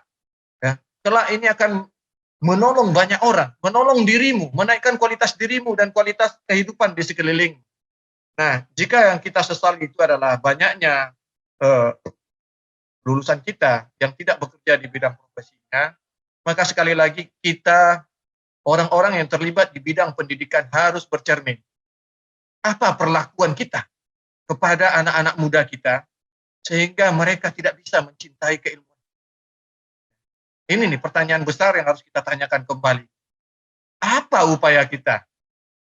Jadi ada satu cerita ini yang bisa dianalogikan tanggal 30 April 2011, saya bertemu dengan Bapak Dahlan Iskan untuk pertama kalinya. Waktu itu beliau Menteri BUMN, saya bukan siapa-siapa. Tidak ada orang yang mengenal Ricky Elson pada tahun 2012 itu. Bapak-bapak nggak tahu dengan saya juga nggak tahu dengan Pak Dahlan Iskan. Tapi tadi itu, kebesaran hati seorang guru. Ketika Pak Dahlan Iskan bertanya kepada saya, Anda sedang ngapain di Ciheras? Lalu saya bilang, saya sedang mengembangkan kincir angin Pak Dahlan. Lalu, saya tidak tahu bahwa latar belakang beliau itu adalah Dirut PLN sebelumnya. Ya, Dirut PLN. Lalu Pak Dahlan menjawab, loh, kenapa Anda mengembangkan kincir angin di Indonesia? Saya langsung diserang oleh Pak Dahlan. Kenapa Anda mengembangkan kincir angin di Indonesia? Padahal selama aku menjabat Dirut PLN, aku tidak pernah melihat keberhasilan kincir angin. Jawaban Pak Dahlan.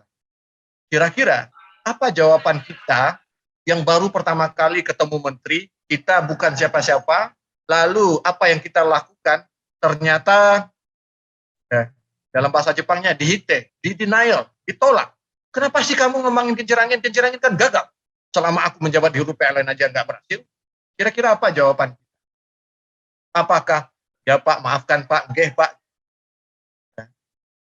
Karena saya sudah terbiasa dididik merdeka, Bang, maka ya otak saya langsung segera mencerna dengan tenang keadaan. Lalu saya mengucapkan sesuatu yang sebenarnya sangat menyakitkan Pak Dahlan. Ya, sangat menyakitkan Pak Dahlan. Yang saya ucapkan pada waktu itu adalah karena saya sudah dicemooh oleh BPPT, sudah pergi ke BPPT ditertawakan. Wah, sebelum kamu lahir aja kami udah ngembangin kincir angin. Saya pergi ke Dirjen EBTKE, gak ada angin di Indonesia ini mah, angin pelan. Ya. Lalu sekarang ketemu dengan menteri. Ya. Lalu waktu itu jawaban saya adalah saya balikkan dengan tenang ucapan Pak Dahlan itu. Sebaliknya saya bertanya Pak Dahlan, apa yang Anda lakukan sehingga selama Anda menjabat di PLN Anda tidak bisa membuat kincir angin berhasil? Seharusnya pertanyaan saya yang seperti ini akan membuat Pak Dahlan Iskan marah besar dan menggampar saya. Saya kan bukan siapa-siapa. Dia boleh marah besar dengan jabatannya sebagai menteri. Tapi tadi itu, dia adalah guru kehidupan yang sangat besar sekali bagi saya. Inilah transformasi yang paling penting kita lakukan oleh para pendidik di negeri ini. Pak Dahlan Iskan dengan kebesarannya tertawa terpingkal-pingkal. Iya, Anda benar. Kok aku tidak melakukan itu ya? Anda benar. Anda benar. Kayaknya Anda ada yang layak jadi menteri. Bahkan beliau memberikan hadiah kepada saya hanya gara-gara ucapan saya yang seperti itu. Apa hadiah yang diberikan? Kalau begitu, gajiku selama aku jadi menteri, Anda yang terima. Maka sejak tanggal 1 Mei sampai ke tanggal 20 Oktober 2014 itu, sayalah yang menerima gaji menteri Dahlan Iskan. Ya. Sayalah yang menerima gaji menteri. Tapi saya juga dengan janji, karena guru saya berkata seperti itu, maka saya janji kepada beliau, Pak Dahlan Iskan, kalau Anda sudah berkata begitu, dan Anda sudah mempercayakan gaji Anda kepada saya, maka izinkan saya anak muda ini mewujudkan kincir angin berhasil di Indonesia selama Bapak menjadi menteri. Itulah tadi kincir angin yang di Pulau Sumba yang saya antarkan kepada beliau di tanggal 6 Oktober di tahun 2014, 2 minggu sebelum beliau jadi menteri. Jadi suasana seperti itulah yang dibangun ya, antara guru dan murid, ya, antara mahasiswa ya, dan dosennya, sehingga kita bisa ya, menciptakan keadaan yang lebih baik di kampus kita, Pak Tutang. Itu menurut saya jawaban untuk pertanyaan Pak Tutang tadi. Mohon maaf. Thank you Pak Riki. Jadi ada yang bisa saya tangkap bahwa dosen harus happy mengajar supaya mahasiswanya juga bahagia. Jadi tidak ada lagi konotasi, tidak ada lagi konotasi bahwa ada dosen killer, nggak ada lagi nanti. Nggak ada lagi. Semua mungkin harus dengan happy, Pak Riki. Thank you, Pak Riki. Pekerjaan kita mendampingi mereka, jangan memberikan intimidasi, karena sudah pasti ilmu mereka jauh di bawah kita. Bagus, ya. Ya, oleh karena itu, jadikanlah mereka dengan senang hati tanpa rasa takut mengambil semua ilmu yang kita punya. Ya. Thank you Pak Kennedy, thank you Pak Kennedy semua. Ya, mohon maaf Pak. Oke. Selanjutnya mungkin satu lagi Pak, Pak Dekan. Bisa langsung Terima kasih Salam, Pak Pak Riki atas Dekan. materi yang sangat baik. Saya ingin bertanya mengenai cara memotivasi. Saya juga pernah kuliah di Jepang. Ya Pak Dekan. Saya dengar. Kedengaran, silakan. Bagaimana cara memotivasi?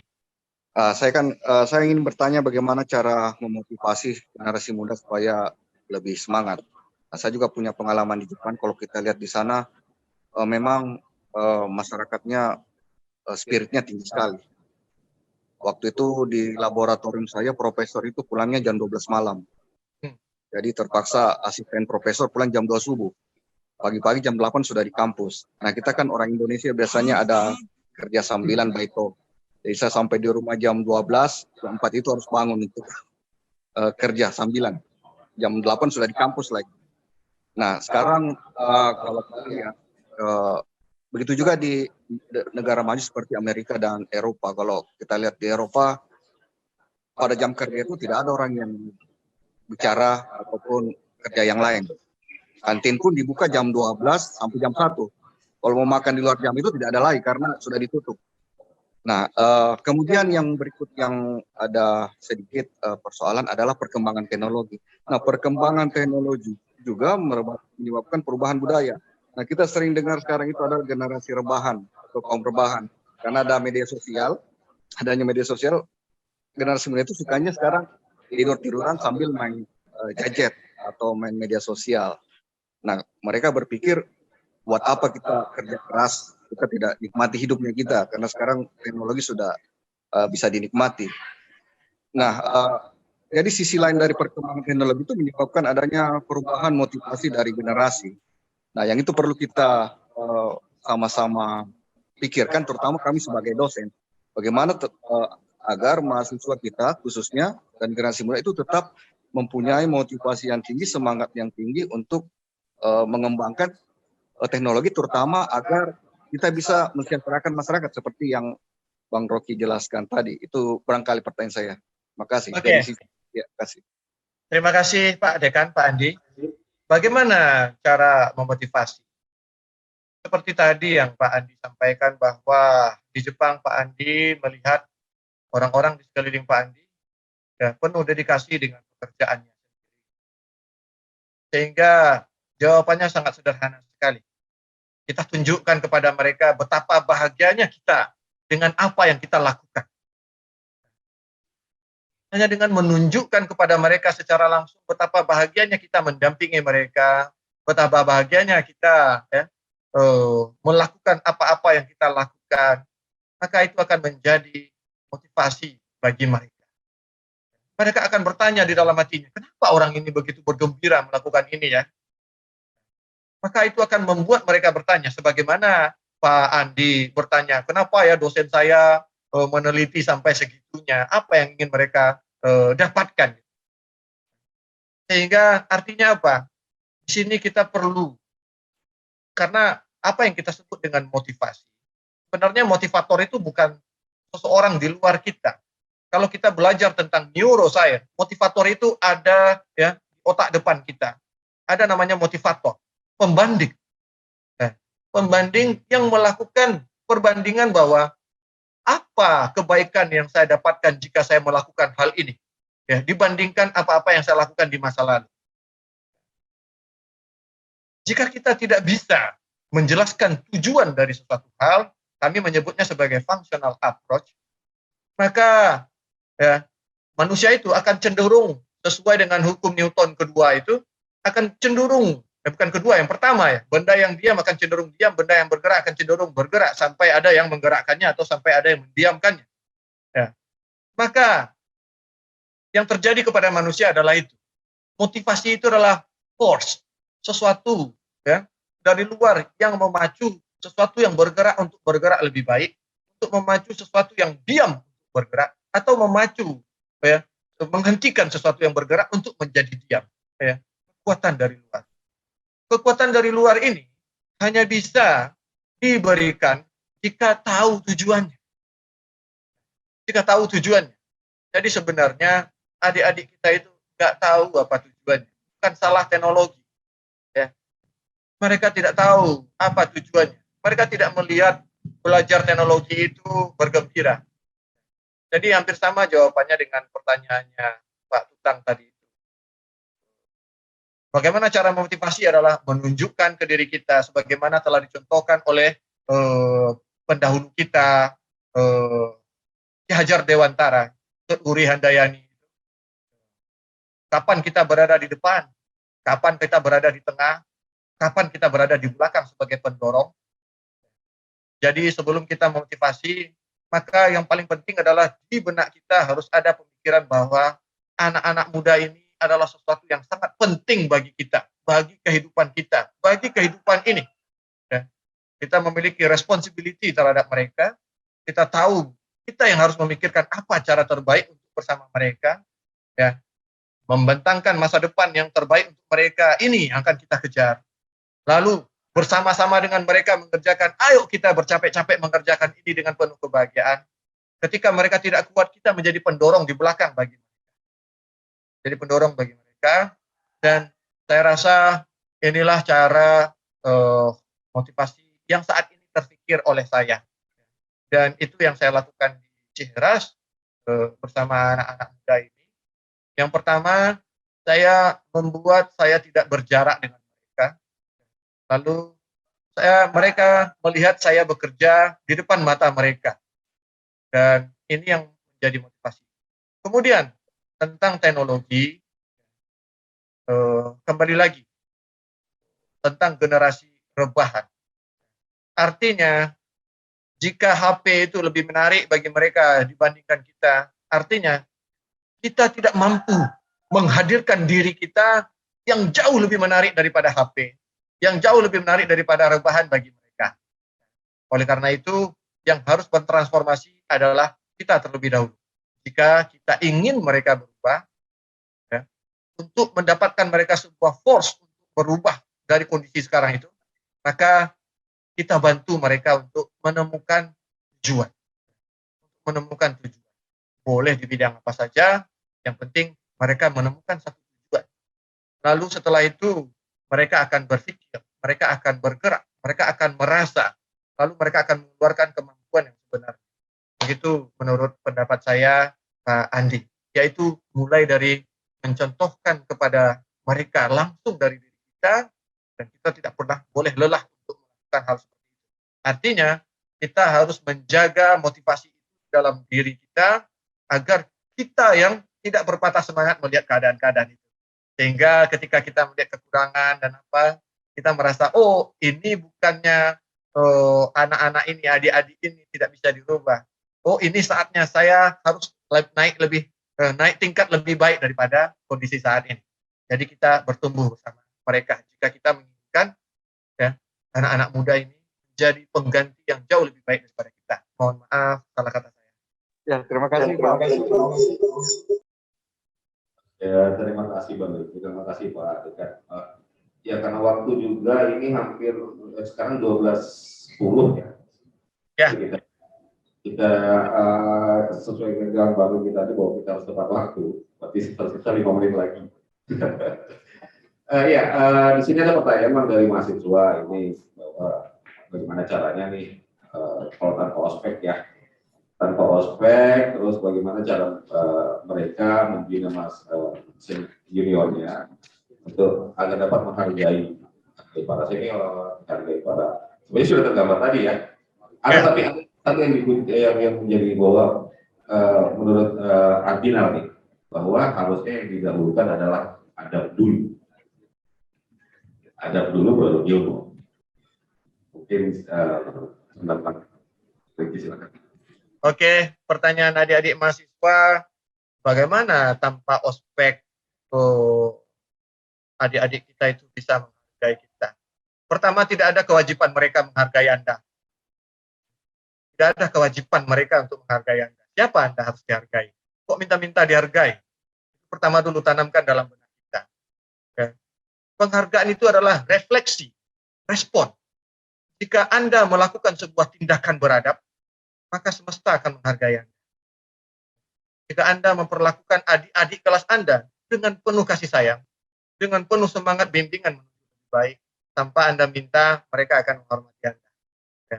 Jadi penghormatan itu, ya, penghargaan itu, bukan sesuatu yang kita minta-minta dan kita haruskan mereka melakukannya. Perlakukan mereka dengan penuh, ya, dengan perlakuan terbaik kita, maka mereka akan menghormati Anda dengan itu untuk adik-adik mahasiswa ya. Jadi ya siapa kita sampai harus minta dihargai? Saya pun nggak pernah minta dihargai. Ya. Bupati Biro, Bang ya. Ya, karena penghargaan itu adalah refleksi dari apa yang kita lakukan yang terbaik, maka orang akan memberikan value kepada apa yang kita lakukan itu. Dan value itulah yang kita sebut dengan penghargaan. Penghargaan itu bukan orang tunduk kepada kita, bukan orang takut kepada kita. Ya. Tapi orang percaya bahwa apa yang kita lakukan itu ya, bisa menaikkan kualitas diri kita dan kualitas dirinya. Lakukan dengan niat itu ya adik-adik. Mohon maaf, jangan pernah minta dihargai sama apa sih yang Anda dapatkan dengan dihargai oleh junior-junior Anda itu. Ya. Anda juga nggak akan dapat apa-apa kok dengan mereka. Saya menghargai kakak, nggak akan dapat apa-apa. Ya. Tetap aja Anda kesulitan belajar. Ya, jadi seperti yang lo bilang tadi bahwa di sini di tadi itu ada istilah ginian. Ada mata kuliah uka-uka yang ekornya ika-ika, itu adalah uka-uka. Jadi matematika, gitu, termodinamika, ika itu adalah mata kuliah uka-uka. Gitu. Jadi iya, mata kuliah yang sulit. Gitu. Ya maka terima kasih banyak atas semangatnya. Enak memang kalau orang semangat Bang ya. Ini sudah mencontohkan bahwa gimana berbicara gitu, sampai kita tertarik harus melihat.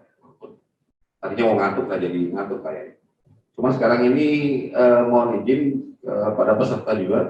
Sekarang sudah jam 12.13 waktu Indonesia Tengah. Ada satu titipan Bang dari teman bahwa beliau membuat sepeda listrik ini. Bisa enggak ada website atau linking atau bisa belajar tentang itu linknya Abang, ada enggak? Banyak sekali itu, banyak sekali tentang sepeda listrik ini udah sangat banyak sekali. Nanti juga boleh silakan hubungi saya via WA. Ya. Kalau misalnya nggak bisa nyari sendiri boleh nanya saya. Ya Pak, makasih banyak Pak. Kalau hanya untuk merangkai itu banyak, tapi kalau misalnya ingin belajar merancang mesin sepeda listrik, saya bimbing. Saya akan bimbing bagaimana proses perancangan. Kalau ingin ilmu. Tapi kalau hanya ingin petunjuk praktis bagaimana membuat sepeda listrik, beli sepeda, beli motor, lalu pasangkan kabelnya ini, sudah banyak sekali sekarang. Itu nggak perlu. Ya, memang nggak salah Pak. Ya, minta maaf kalau saya ngebom Abang di web WhatsApp. Enggak apa-apa Pak Kennedy. Saya merasa, ya saya karena orangnya kayak gini. Saya khawatir saya yang terlalu merdeka ini tidak diterima oleh teman-teman di kampus. Nah, masalahnya saya sudah yakin bahwa ya udah harus bicara, makanya saya dorong aja. Sampai Pak Ketua Jurusan bilang gimana nih, Ricky Elson, mau nggak kita paksa? Saya bilang, kita apa? Ya mohon maaf. Saya juga mohon maaf salah kata saya. Dia harus ngomong saat ini. Oh ya, Pak, sampai di sini. Nah, ini pas 12.15 kita aplaus ke Bang Ricky Elson dulu. Terima kasih. Terima kasih. Ada PPKMB juga, kita tidak terlalu banyak di dalam ruangan, Bang. Dilarang sama aturan. Oh iya. Ya, saya terima sertifikatnya Pak. Terima kasih sekali. Langsung diterima sertifikat. Ini baiklah Pak, langsung ketemu dulu ya Pak. Ini ketua jurusan Pak, Bang Ricky. Saya serahkan dulu.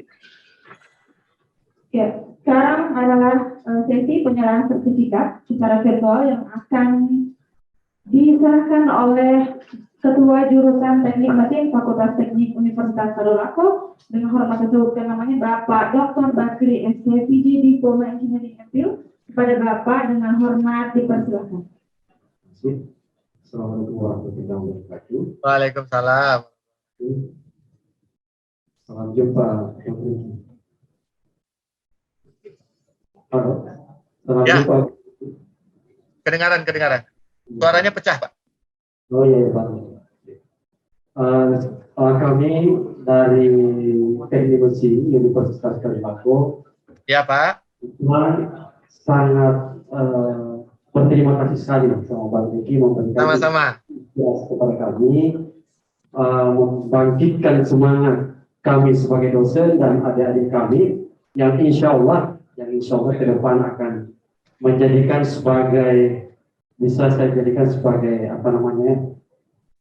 titik awal untuk Merdeka Belajar ini.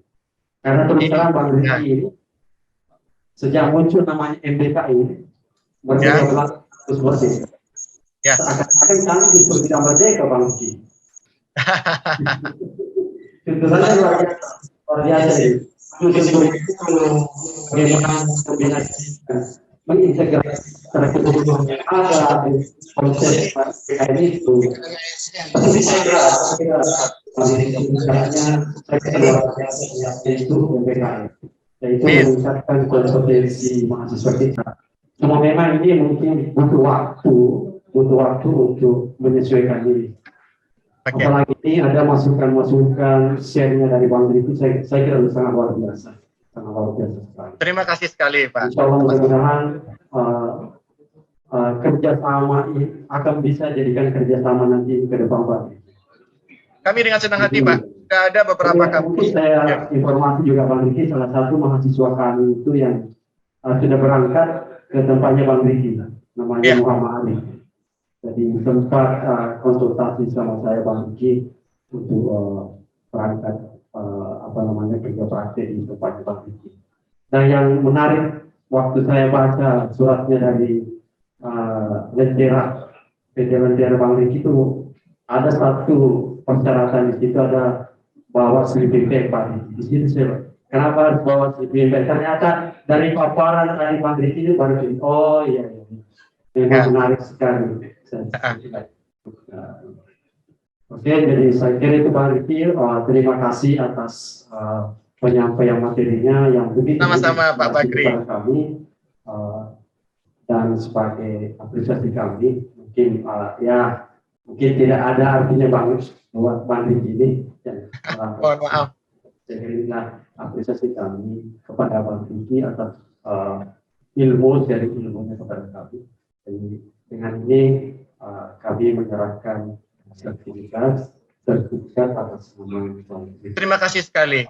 Dengan ini saya terima sertifikatnya. Ya, sama-sama. Terima kasih banyak. Oh ya Pak, sebagai penutup ini Pak dari saya, beberapa kampus itu sudah bikin MOU untuk kerjasama MBKM ini. Universitas Pajajaran, Politeknik Jember, kemudian Universitas Untidar, ya, Universitas Tidar, kemudian juga ada Universitas di Sumatera, ITERA. Mereka telah menjalin MOU kampus Merdeka ini dan sudah mulai mengirim mahasiswanya. Ada yang 3 bulan, ada yang 6 bulan, kerja praktek langsung tugas akhir. Ada yang seperti itu. Ini baru masih terbatas kerja praktek yang langsung tugas akhir. Dan mereka biasanya kita bimbing di sini. Nanti kalau misalnya kita Tadulako mencoba kerjasama itu juga untuk percobaan, misalnya mengirim 1 atau 2 orang langsung kerja praktek, langsung TA selama 6 bulan, boleh nanti kita coba sebagai bentuk praktek Merdeka Belajar. Insya Allah mudah-mudahan. Ya, itu saja dari saya. Terima kasih.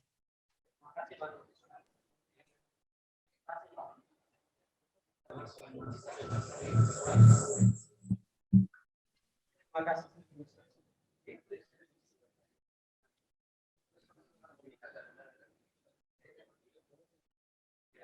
Oke, terima kasih.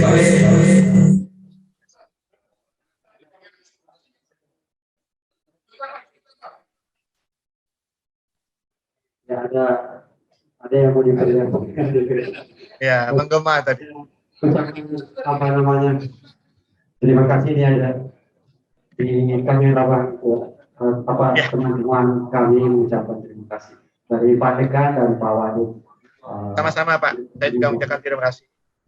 Sudah bolehkah saya izin pamit Pak? Ya Pak Dekan, silakan. Ya. Oke, terima kasih dan saya mohon izin pamit dan mohon maaf atas segala salah kata dan salah tindakan saya. Assalamualaikum warahmatullahi wabarakatuh. Waalaikumsalam. Waalaikumsalam warahmatullahi wabarakatuh. Mohon izin.